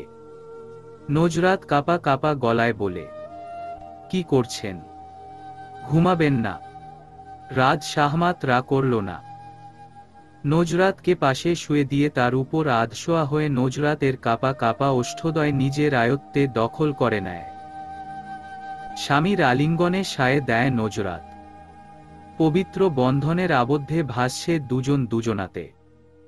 সকাল বেলা রাহা ফ্রেশ হয়ে বিয়ের শাড়ি পাল্টে একটা সুতির শাড়ি পরে নেয়। রুম থেকে বেরিয়ে লম্বা বারান্দা দিয়ে হাঁটতে হাঁটতে একদম শেষ প্রান্তে আসে। এত বড় বাড়িটা দেখা হয়নি তার, তাই একটু দেখছে। একটা রুমের দরজা ভেজানো দেখে কি মনে করে যেন হালকা ধাক্কা দিল, ফলে দরজা খুলে গেল। রাহা একটু ভরকালো, ভাবেনি এভাবে খুলে যাবে দরজাটা। তাই একটু ভিতরে ঢুকে পুনরায় দরজা বন্ধ করতে উদ্যত হলে বিছানায় শুয়ে থাকা রূপকের খানিকটা মুখশ্রী দেখতে পায়। দরজা ছেড়ে একটু এগিয়ে যায়, ভালো করে খেয়াল করে। হ্যাঁ, এটা তো রূপকই। ও এখানে কি করছে? ও কি ভুলে গেছে নিজের রুমে বিয়ে করা বউ তার জন্য অপেক্ষা করছে? কি আজব ব্যাপার। রাহা অপলক চেয়ে থেকে ভাবল, তার ভাইয়া যখন বিয়ে করে তখন ঠিক এরকমই করে, যদিও রাজ শাহমাত এমনি করে অন্য রুমে এসে থাকেনি, সে তার বন্ধু শিহাবের বাসায় গিয়ে থাকে। বিয়ের দুদিন পর বাসায় ফিরে রাহা দীর্ঘশ্বাস ফেলে দরজাটা আগের মতোই ভেজিয়ে দিয়ে নিচে নেমে আসে। মনে মনে ভাবে তার ভাইয়ার অন্যায়গুলো বুঝি তার উপর এসে পড়ছে। কিচেনে দুজন হেল্পিং হ্যান্ড নাস্তা তৈরি করছেন। সাজ্জাদ হোসেন রাহাকে দেখতে পেয়ে হেসে বললেন, বৌমা এসো। রাহা সৌজন্যমূলক হাসি দিয়ে বলল, আসসালামু আলাইকুম বাবা। ওয়ালাইকুমুস সালাম। বসো বৌমা। নতুন পরিবেশে ভালো লাগছে তো নাকি? জি ভালো। কথার ফাঁকে সাজ্জাদ হোসেন একজনকে ডেকে বললেন রাহাকে কফি দেওয়ার জন্য। তারপর কফি নিয়ে এলে রাহা সাজ্জাদ হোসেনকে দিতে বললে তিনি জানান যে একটু আগেই তিনি খেয়েছেন, তাই এখন আর খাবেন না। অতঃপর সাজ্জাদ হোসেন আর রাহা গল্প জুড়ে বসে। রাহার কাছে সাজ্জাদ হোসেনকে খুব ভালো লাগে। ভীষণ প্রাণোজ্জ্বল মানুষ সাজ্জাদ হোসেন, যার মধ্যে গম্ভীরতার ছিটে ফোঁটাও নেই। খানিকক্ষণ পর রূপকের ফুফু আসেন। রাহা দাঁড়িয়ে বসতে বললে তিনি বলেন, বসো, তুমিও বসো।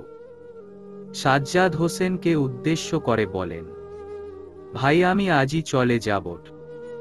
ছেলে বউ বাসায় একা আছে। ছেলেটাও বিদেশে, জানোই তো কেউ নেই। সে কি কালই না এলি? বৌভাত পর্যন্ত অন্তত থেকে যা। না ভাই, তোরা নতুন বউ নিয়ে সিলেটে ঘুরে আসিস। দুজনের কথার মাঝে রূপক নিচে নেমে আসে। বাহিরে বের হতে হতে রাহাকে বলল কফি বানিয়ে গার্ডেনে নিয়ে যেতে। সাজ্জাদ হোসেন বোনের সাথে কথা বলতে ব্যস্ত, তাই রূপকের কথা শুনলেন না। না হয় রাহাকে বলতো, কাউকে বলো কফি বানিয়ে দিতে, তোমাকে বানাতে হবে না। কিন্তু আফসোস, রাহা লজ্জায় কাউকে বলতে পারল না। নিজেই বানাতে গেল। একজন কাজের লোক অবশ্য বলেছেন যে আমি বানিয়ে দেই, কিন্তু রাহা না করলে দ্বিতীয়বার আর বলে না। অথচ দ্বিতীয়বার বললেই রাহা রাজি হয়ে যেত। ঘরোয়া কাজকর্মে রাহার কোনো দিন আগ্রহ জাগেনি, তাই সবসময় দূরে সরে ছিল। প্রতিদিন এর মতো আজও ও রাজ শাহমাত তৈরি হয়ে অফিসের উদ্দেশ্যে রওনা হয়ে যায়।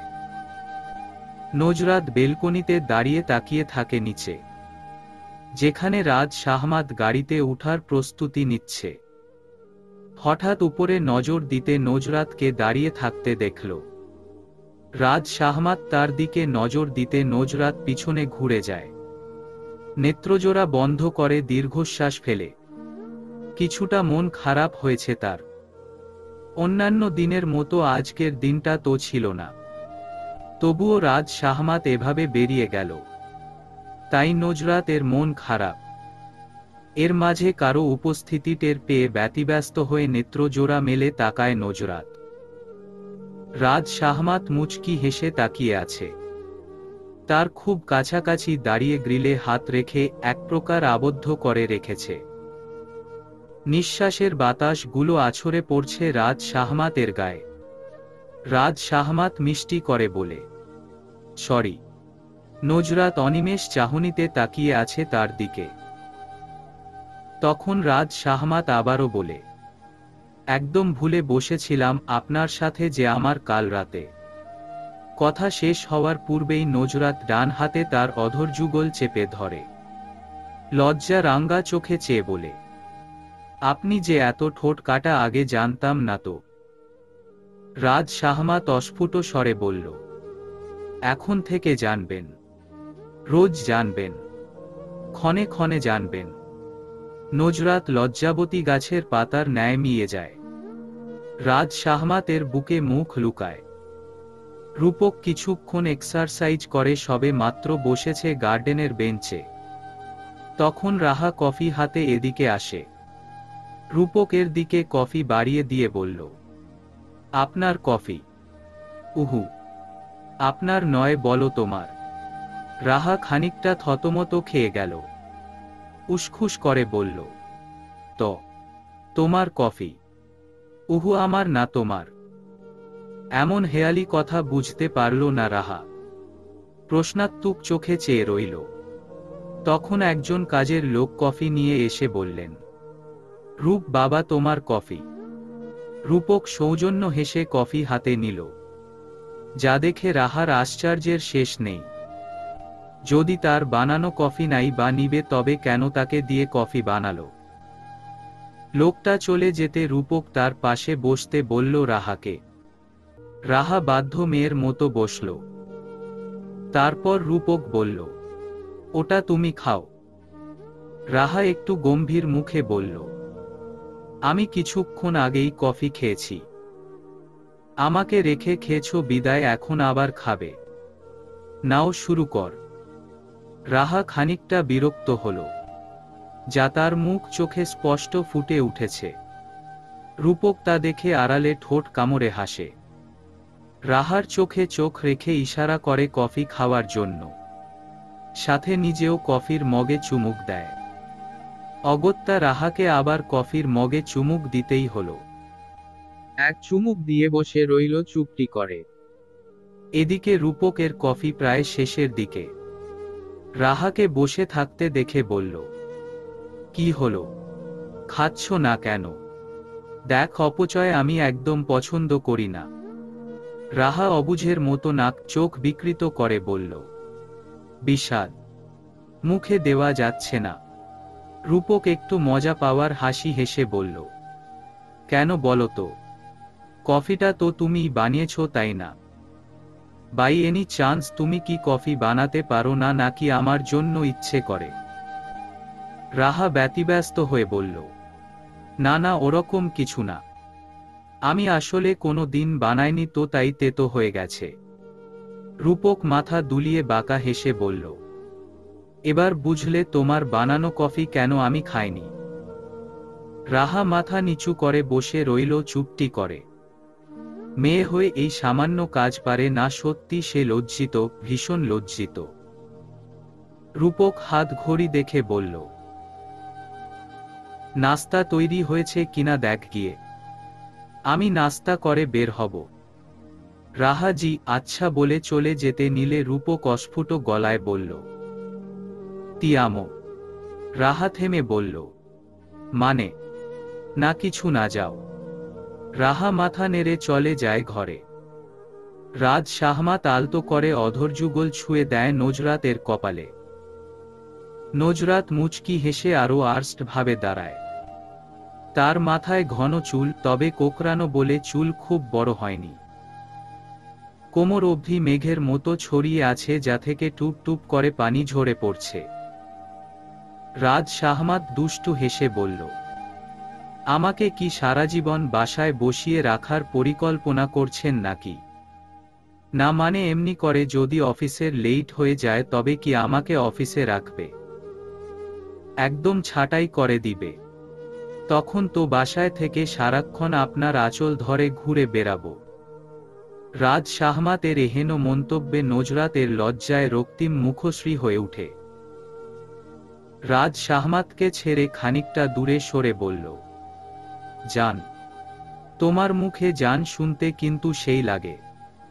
নজরাত তৎক্ষণাৎ মাথা তুলে বলল, আমি যেতে বলেছি, অন্য কিছু নয়।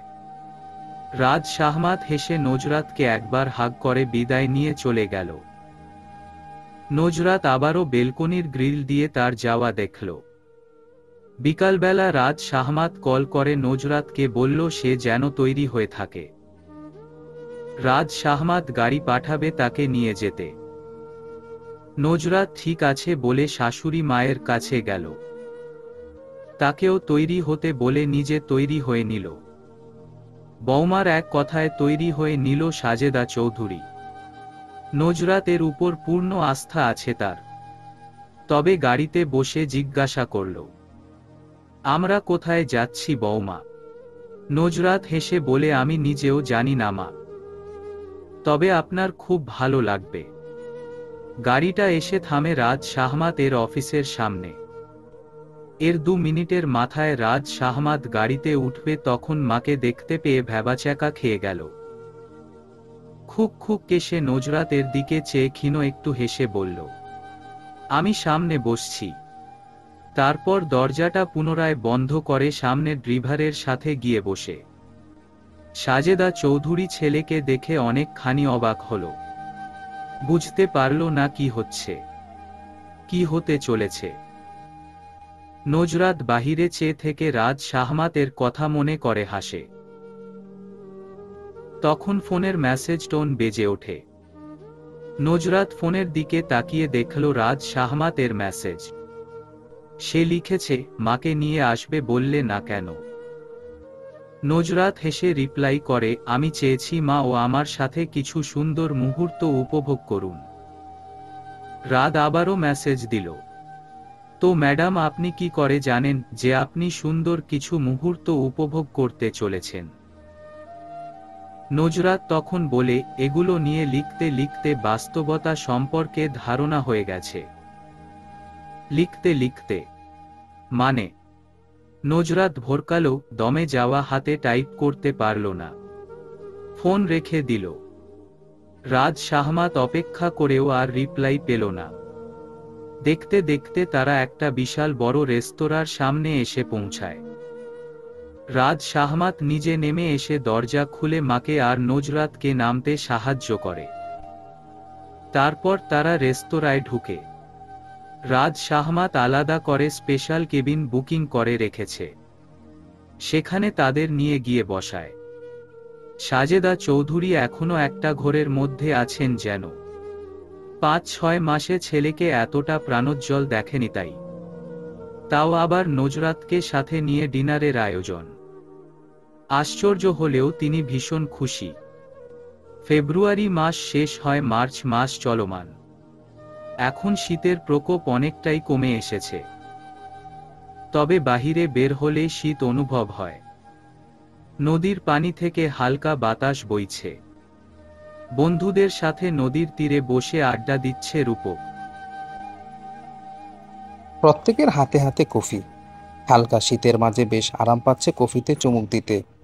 রূপকের একজন বন্ধু প্রণয় বলল, ফাইনালি নিজের ভালোবাসার মানুষটিকে নিজের করে পেলি, তাই না? আরেকজন ঠাট্টা করে বলল, মামা বাসরাতে বিড়াল কেমন মারলি বল। হা হা হা। রূপক ফিচেল হেসে অতঃপর বলল, না রে, বিড়াল মারিনি। মারিসনি? সে কি, কেন রে? অতঃপর রূপক ঝুড়ির দিকে তাক করে প্লাস্টিকের কফির গ্লাসটা ঢিল ছুঁড়ে মারল আর বলল, আলাদা রুমে ছিলাম রে, এই জন্য। এ কথা শুনে 12 জোড়া চোখ বিস্ময়ে কিংকর্তব্য বিমূঢ় হয়ে তাকিয়ে আছে রূপকের দিকে। তাদের বিস্ময়ের যেন অন্ত নেই। প্রণয় উদ্বিগ্ন গলায় বলেই ফেলল, এরকম করার কারণটা কি বলতো দোস্ত? তুই তো মেয়েটাকে সেই কলেজ জীবন থেকেই পছন্দ করিস, শুনেছি ভালোবাসিস, তবে আলাদা করে কেন? সবাই উদ্বিগ্ন হয়ে চেয়ে আছে রূপকের জবাবের আশায়। রূপকের মুখের হাসি ধীরে ধীরে মুছে গিয়ে একটু কঠোরতা ফুটল। ভাঙা গলায় সে বলতে লাগলো, 2বার ও আমাকে অপমান করে বিয়েতে নাকচ করেছে। শুধুমাত্র ভালোবাসার জন্য আমি সেই সব কিছু ভুলে গিয়ে ওকে বিয়ে করেছি। সব সময় আমি যে ভালোবেসে ওর অন্যায়গুলো মেনে নিব এমনটা হলে তো হয় না। আমি চাই ও আমাকে ভালোবাসুক, আমার কথা চিন্তা করুক, আর তাই কিছুদিন ওকে এভাবেই বোঝাবো আমি। সবাই আবার নিশ্চিন্তে নিঃশ্বাস ফেলল। প্রথমে চিন্তায় পড়ে গিয়েছিল ওরা, ভেবেছিল বন্ধু আবার প্রতিশোধ পরায়ণ হয়ে উঠল না তো। এখন তারা নিশ্চিত বন্ধু তাদের সেরকম কিছু করবে না। সেই সকালে বের হয়েছে রূপক, তার কোনো হদিশ নেই। এখন রাত 9টা বেজে 4 মিনিট। রাহা বিরক্ত হয়ে ফোন ইউজ করছে। নিউজ ফিড স্ক্রল করতে করতে রূপকের আইডি ঘাঁটতে ইচ্ছে হলো তার একটু। সার্চ করে খুঁজতে খুঁজতে একটা সময় পেয়েও গেল আইডি। তারপর আইডিতে ঢুকে যা দেখলো তার জন্য মোটেও প্রস্তুত ছিল না রাহা। প্রোফাইলে রূপকের ছবি থাকার কারণে খুব সহজেই খুঁজে পায় রাহা। রূপকের এক একটা পোস্টের মাঝে মাস খানেক ফারাক। এর মানে হচ্ছে রূপক খুব কম ফেসবুকে পোস্ট করে। তবে যেটা চোখে পড়ার মতো সেটা হচ্ছে গতকাল রাত 12টায় রূপক একজনকে জন্মদিনের শুভেচ্ছা জানিয়ে পোস্ট করেছে। আর যে আইডিকে ট্যাগ করা হয়েছে সেই আইডির নাম রূপকথা। পোস্টটা এরকম: শুনশান নিস্তব্ধ চারপাশে অন্ধকার, অন্ধকারে ক্যালেন্ডারের পাতায় থাকা তারিখগুলো নিয়ম মেনেই পাল্টে যায়। বাহিরে ঝিঝি পোকার ডাক আর ঘরের ভেতরের দেওয়াল ঘড়ি টিপ্পনি শব্দ। ঘড়ির টিপ্পনি শব্দ 12টা বাজিয়েই স্মরণ করিয়ে দিয়ে গেল আজ নাকি খুদে লেখিকার আগমনী দিন। শুভ হোক শুভ দিন, ভাইয়ার পক্ষ থেকে জানাই শুভ জন্মদিন। এই লেখাটি নিজে লিখে আমার সেজ দুলাভাই আমার জন্মদিনে শুভেচ্ছা জানিয়েছিলেন, সেটাই কপি করলাম। রাহা তৎক্ষণাৎ রূপকথা নামক আইডিতে ঢুকে গেল। ঢুকে যা বুঝল, এই সেই রাইটার রূপকথা যাকে তার ভাইয়া নিজের থেকেও বেশি ভালোবাসে। কিন্তু রূপকের সাথে কি সম্পর্ক? ব্যাপারটা মোটেও খোলাসা হয় না রাহার কাছে। একজন কাজের মেয়ে দরজায় করাঘাত করে বলল, নতুন ভাবি, আপনারে চাচা নিচে যেতে বলেছেন। রাহা ফোন রেখে বলল, আচ্ছা আমি আসছি, তুমি যাও। জি আচ্ছা। রাহা কিছুক্ষণ রুমে পায়চারি করে নিচে নেমে আসে। সাজ্জাদ হোসেন দেখে বললেন, বৌমা এসো, বসো, তোমার সাথে গল্প করি। নজরাত চলে যাওয়ার পর থেকে আমি বড্ড একা হয়ে গেছি বুঝলে। রাহা হেসে বরাবর সোফায় বসে।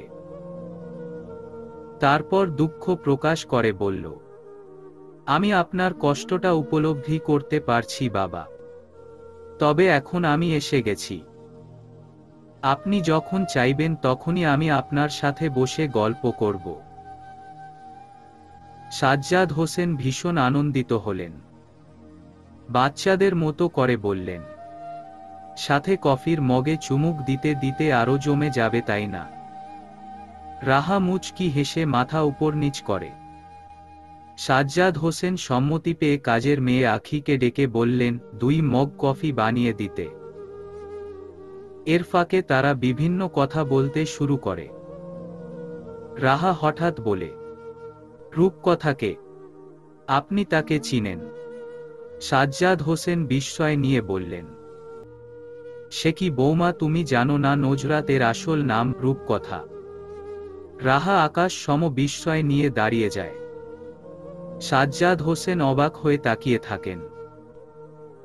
তিনি কিছু বুঝতে পারছেন না। রাহা শশব্যস্তে বলল, কি বলছেন বাবা? সামান্য কম্পিত কণ্ঠস্বর তার। নতচক্ষু নিয়ে অকপটে গভীর অস্ফুট গলায় আবারও বলল, তাহলে এত কিছু মুখ বুঝে সহ্য করার কারণ কি ছিল? যদিও সেই রাইটার রূপকথাই হবে। রাহা অস্ফুট কণ্ঠের কথা কিছুই বুঝতে পারছেন না সাজ্জাদ হোসেন। তিনি স্নিগ্ধ কোমল স্বরে বললেন, বৌমা তোমার কি শরীর খারাপ করছে? রূপককে খবর দিব। রাহা ক্রমে বিস্ময়ে স্থির হয়ে যাচ্ছে, চোখ ক্রমে বিস্ফোরিত হচ্ছে। মাথায় হাত রেখে ব্যগ্র গলায় বলল, না বাবা, আমার কিছু হয়নি, আপনি চিন্তিত হবেন না। কিছু যদি মনে না করেন আমি কি আমার রুমে যেতে পারি? হ্যাঁ হ্যাঁ, তাই যাও। ছেলের ভাবগতি থেকে সাজেদা চৌধুরী মনে মনে ভীষণ পুলক অনুভব করছেন। তার বুঝতে বাকি নেই ছেলে এখন বুকে চোখে হারায়। তিনজনেই খাবার খাওয়া শুরু করেন।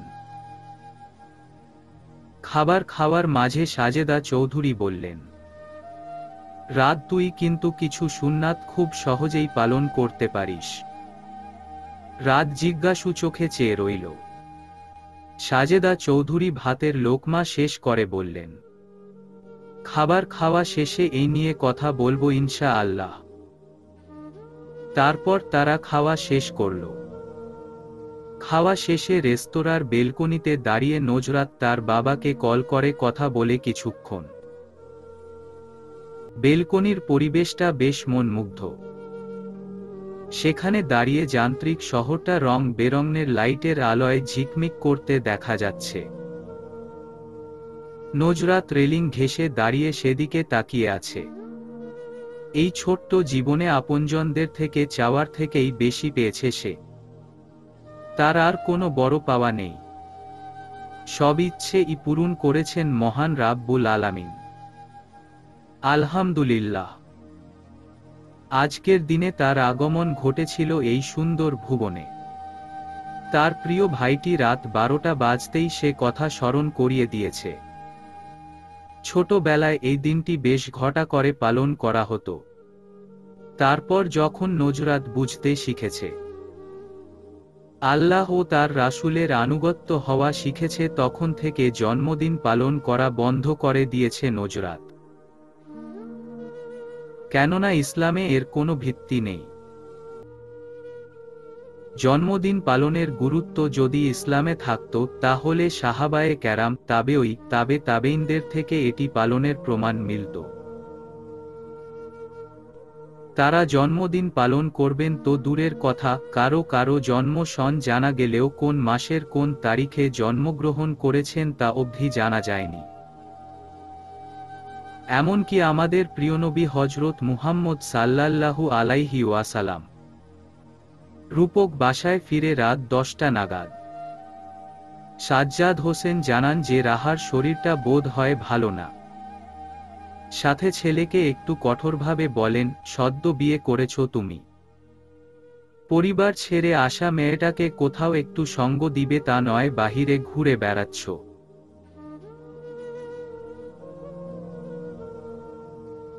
এগুলো কি তোমার কাছে ঠিক বলে মনে হচ্ছে? ভেবে দেখ। তিনি চলে গেলে রূপক দ্রুত পায়ে উপরে উঠে রুমের দরজা ভেজানো দেখে শব্দবিহীন ভিতরে ঢুকে। রাহা ইজি চেয়ারে আধশোয়া হয়ে চোখের পাতা বন্ধ করে আছে। রূপক ধীর পায়ে এগিয়ে গিয়ে উদ্বিগ্ন গলায় বলল, তোমার কি শরীর খারাপ করছে? বাবা বলল। রাহা চোখ মেলে তাকায়, খুব অন্যমনা হয়ে দেওয়ালের দিকে চেয়ে রইল, জবাব দিল না। অনেকক্ষণ বাদে হঠাৎ বলল, আমাকে আমার বাসায় নিয়ে যাবেন। রূপক বিব্রত ও হতচকিত হয়ে বলল, রাত তো কম হয়নি, এখন যেতে চাইছো কেন? আগামীকাল সকালে গেলে হয় না? কেমন যেন পাগল পাগল লাগছে। ভালো লাগছে না, বেশি খারাপ লাগছে। ডাক্তার ডাকবো কি?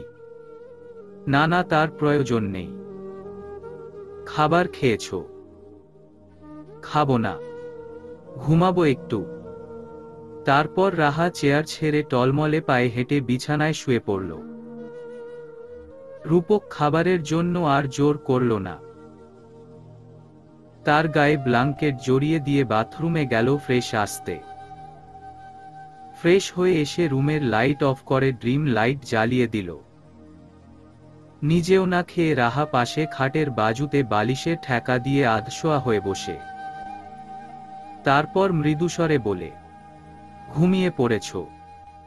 রাহার থেকে কোনো সারা শব্দ পেল না, তাই আর একটু ঘেঁষে বসে রাহার মাথায় আলতো হাত রাখে। এতে খানিকটা কেঁপে উঠে রাহা। রূপক বুঝতে পারে রাহা ঘুমায়নি এখনো, তবে হাত সরায় না। চুলে বিলি কাটতে কাটতে বলে, ঘুমাও তাহলে, ভালো লাগবে। হঠাৎ পিছন থেকে জড়িয়ে ধরে কাঁধে থুতনি রাখে রাজ শাহমাত। দৃষ্টি তার নজরাত যেদিকে রেখেছে সেদিকে। নজরাত আকস্মিক এই সম্মোহনে কেঁপে উঠে। পরক্ষণেই বুঝতে পারে এটা তার অর্ধাঙ্গ। প্রথমে নজরাতই বলে, পরিবেশটা বেশ মণিমুগ্ধকর, তাই না? রাজ শাহমাত গাঢ় স্বরে বলে, পাশে আপনি থাকলে সবই সুন্দর। আকস্মিক ওই তরল মন্তব্যে লজ্জা পেল নজরাত। দৃষ্টি তার নত হল। খানিকক্ষণ চুপ করে থেকে বলল, আজকের দিনে আপনি আমাকে অজান্তেই সারপ্রাইজ দিলেন, জানেন? রাজ শাহমাত ভ্রু কুঁচকে তাকায় নজরাতের দিকে। গাঢ় স্বরে প্রশ্ন করে, আজকে কি ছিল? আমার জন্মদিন। বেশ চমকায় রাজ শাহমাত। নজরাতকে ছেড়ে মুখোমুখি দাঁড়িয়ে বলল, আগে বললেন না যে? আগে জানলে আয়োজনটা অন্যরকম করতে পারতাম। তার প্রয়োজন নেই, এতেই আমি খুশি। আপনি তো খুব সুখী মানুষ। মানে? বাদ দিন, চলুন, মা ডাকছে। কি যেন বলবেন তখন বললেন। গভীর রাত পর্যন্ত ঘুম পাখি ধরা দিল না রাহার নেত্রজোড়ায়। তার মাথায় শুধু নজরাত রূপকথা ঘুরে বেড়াচ্ছে। পাখি হলে সেই কখন উড়ে গিয়ে তার ভাইটিকে গিয়ে বলতো, ভাইয়া, এই তো তোমার সেই রূপকথা, যাকে ভালোবেসে এতগুলো দিন নজরাত নামক মেয়েটিকে অবহেলায় ফেলে রেখেছিল। কিন্তু বলতে হলে সেই সকাল পর্যন্ত অপেক্ষা করতে হবে। এখন যদি রাহাকে জিজ্ঞাসা করা হতো, রাহা, তুমি তো কলেও জানাতে পারতে, তবে কল করে জানালে না কেন? তখন রাহার জবাব হতো, দূর, এমন গুরুত্বপূর্ণ আবেগী কথা কি কলে বলা যায়? কলে বললে তো সেই আনন্দ, উচ্ছ্বাস থাকতো না। তার প্রিয় ভাইটির আনন্দ চক্ষু দেখা হবে না। রাহার ছটফটানি দেখে রূপক আর মৌন থাকতে পারল না। আচমকা রাহাকে বুকের মধ্যে টেনে নিয়ে আদর করল, খুবই উষ্ণ, খুবই আন্তরিকভাবে। তারপর নিজের প্রশস্ত বুকে জড়িয়ে রেখে বলল, তি আমো। রাহা এতক্ষণ লজ্জা রাঙা হয়ে থাকলেও এবার মুখ খুলল, বলল, এর মানে কি? ঘুমাও।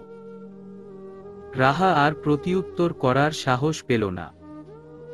এবার সত্যি সত্যি ঘুমিয়ে গেল। সাজেদা চৌধুরী গাড়ি নিয়ে বাসায় চলে গেছেন সেই কখন। যাওয়ার আগে ছেলে আর ছেলে বুকে কিছু সুন্নাত সম্পর্কে অবগত করে গিয়েছেন।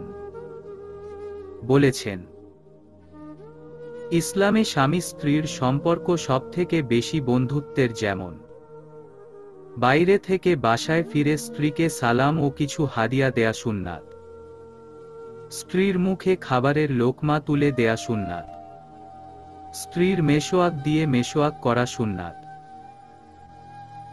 স্ত্রীর সাথে এক প্লেটে বসে খাওয়া সুন্নাত, পানির পাত্রে স্ত্রীর ঠোঁট লাগানো স্থানে ঠোঁট লাগিয়ে পানি পান করা সুন্নাত, স্ত্রীর মুখের থেকে খাবার নিয়ে সেটা খাওয়া সুন্নাত, নামাজে যাওয়ার আগে স্ত্রীকে জড়িয়ে ধরা ও চুমু দেয়া সুন্নাত, স্ত্রীর সাথে সালাত আদায় করা সুন্নাত, স্ত্রীর কোলে মাথা রেখে কোরআন তিলাওয়াত করা সুন্নাত, স্ত্রীকে বেড়াতে নিয়ে যাওয়া ও সময় কাটানো সুন্নাত, স্ত্রীর সাথে রাতের বেলা হাঁটতে হাঁটতে গল্প করা সুন্নাত, দুজন একসাথে খেলার প্রতিযোগিতা করা সুন্নাত। স্ত্রীর সাথে সৎ ব্যবহার করা সুন্নাত। বিয়ের সময় স্ত্রীর মোহরানা পরিশোধ করা ফরজ। স্ত্রীর হক আদায় ও তাকে পর্দায় রাখা ফরজ। স্ত্রীর ইজ্জতের হেফাজত করা ফরজ। সেই ব্যক্তি সর্বোত্তম যে তার স্ত্রীর নিকট উত্তম। স্বামী স্ত্রীর সম্পর্কে থাকে আল্লাহর রহমত। স্বামী স্ত্রী দুজন দুজনের দিকে তাকিয়ে হাসলে আল্লাহ তাআলাও তাদের দিকে তাকিয়ে হাসেন। সুবহান আল্লাহ। তোমাদের সম্পর্কে আল্লাহ রাব্বুল আলামিন তার রহমত দান করুক, আমিন। নজরাত তখন বলল, সুম্মা আমিন। তার থেকে শুনে রাজ শাহমাতও বলল। নজরাত এখান থেকে বেশিরভাগ সম্পর্কেই আগে থেকে অবগত ছিল। তবুও শাশুড়ি মায়ের কাছ থেকে শুনতে খুব ভালো লাগে তার। বিয়ের পূর্বে বাবার থেকে হাদিস সম্পর্কে অনেক কিছু শুনেছে, শিখেছে। তারপর সাজেদা চৌধুরী বিদায় নিয়ে চলে যান। বলে যান তার জন্য তো তারা আলাদা সময় অতিবাহিত করতে পারেনি, তাই এখন করুক। তার কথা মতোই নজরাত আর রাজ শাহমাত একটি ঝিলের ধারে হাতে হাত রেখে পাশাপাশি হাঁটে। শীতের মৌসুম শেষের দিকে হলেও রাতের বেলা বাহিরে ঠান্ডা অনুভব হয়। পানিতে যেন ধোয়া ওঠে, শরীরে কাঁটা দিয়ে ওঠে। রাজ শাহমাত নজরাতের ঠান্ডা হাত দুটো তার হাতের মুঠোয় নিয়ে ঘষে গরম করার প্রয়াস চালায়। এতে সুরসুরি অনুভবে হাসে নজরাত। সকাল বেলা ঘুম থেকে উঠেই রাহা থ্রিপিস চেঞ্জ করে কালো রঙের সাথে সবুজ মিশেল কাতান শাড়ি পরে তৈরি হয়ে নেয়। রূপক তখনও ঘুমিয়ে আছে, তাই রাহা ইতস্তত বোধ করে কি বলে ডাকবে সেই নিয়ে। কিছুক্ষণ চুপ করে বসে থেকে ভাবল এভাবে বসে থাকলে তো হবে না, তাই কাছে গিয়ে বলল, এই শুনছেন? না না, এই শুনছ। রাহার এমন ভুল করে আবার শুধরে নেওয়া দেখে মুচকি হাসে রূপক। রাহা যখন চুল চিরুনি করে তৈরি হচ্ছিল তখন তার চুরির ঝনঝন শব্দে ঘুম ভেঙে যায় রূপকের। তাই তো রাহার এমন বাচ্চামো কাণ্ড শুনতে পেল। তবে তার মাথা এখনো ঘুমের ধোঁয়াটে ভাবটা কাটিয়ে ওঠেনি। রাহা ফের আবারও ডাকলে রূপক অস্ফুট গলায় বলল, কয়টা বাজে বলতো? এত সকাল সকাল কেউ শ্বশুরবাড়ি যায় নাকি? লোকে কি বলবে? বলবে নতুন জামাই ঘুম থেকে উঠেই শ্বশুরবাড়ি দৌড় দিয়েছে। রাহা বিরস মুখে বলল, এমন কথা বলার মতো আমাদের বাসায় কেউ নেই, প্লিজ চলো না। রূপক গা ছাড়া ভাব ফুটিয়ে তোলে বলল, আচ্ছা তাহলে আমাকে টেনে তোলা দেখি। তবে আমি উঠব এর আগে নয়। কি? আমি তোমাকে টেনে তুলব? রাহার গলার স্বর হঠাৎ আতঙ্কিত একটা আর্তনাদের মতো শোনালো। আসলে সে তো রূপকের এই আলসেমি রোগে অভ্যস্ত নয়, তাই আর কি। নজরাত হলে এতক্ষণ কাজে নেমে যেত। কিন্তু রাহা বিছানার বসে হতাশ গলায় বলল, তুমি এরকম করছো কেন? প্লিজ উঠো না, আমাদের যেতে হবে তো নাকি? তুমিও গুটিয়ে বসে আছো কেন? আমাকে টেনে তুললেই তো আমি উঠে যাই নাকি? অগত্যা রাহাকে নিজের সর্বশক্তি দিয়ে টেনে তুলতে হলো লম্বা চওড়া পেশিবহুল ভারী শক্তিশালী দেহের অধিকারী রূপককে। রাহা যেন ঘন ঘন শ্বাস ফেলছে, যেন সে এভারেস্ট জয় করার মতো কাজ করেছে। যা দেখে মজা পাওয়ার হাসি হেসে রূপক বলল, তোমার ভাবি মনি কি তোমাকে শিখিয়ে খাইয়ে পরিয়ে শক্তি করে পাঠায়নি? রাহা কটমট দৃষ্টিতে তাকায়, যা দেখে রূপক আমতা আমতা করে বলল, না মানে আচ্ছা থাক। তারপর সে বাথরুমে ঢুকে নজরাত গার্ডেনে হেঁটে হেঁটে ফুলের কথা বলছে। এতদিনে এই বাগানের ফুলগুলোর সাথে তার একটা নিবিড় সম্পর্ক গড়ে উঠেছে। ফুলগুলো কথা না বললেও তার একাই কথা বলতে ভালো লাগে। তার মনে হয় ফুলগুলো কথা বলতে না পারলেও তার কথাগুলো যেন খুব মনোযোগ দিয়ে শুনে।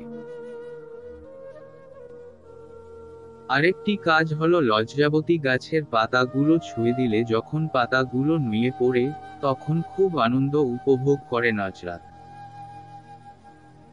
এটা তার কাছে একটা দুষ্টুমি খেলার মতো লাগে। তাই এই একটা কাজ সে করেই। বাড়ির পশ্চিম দিকে নুয়ে এই কাজ করছে সে।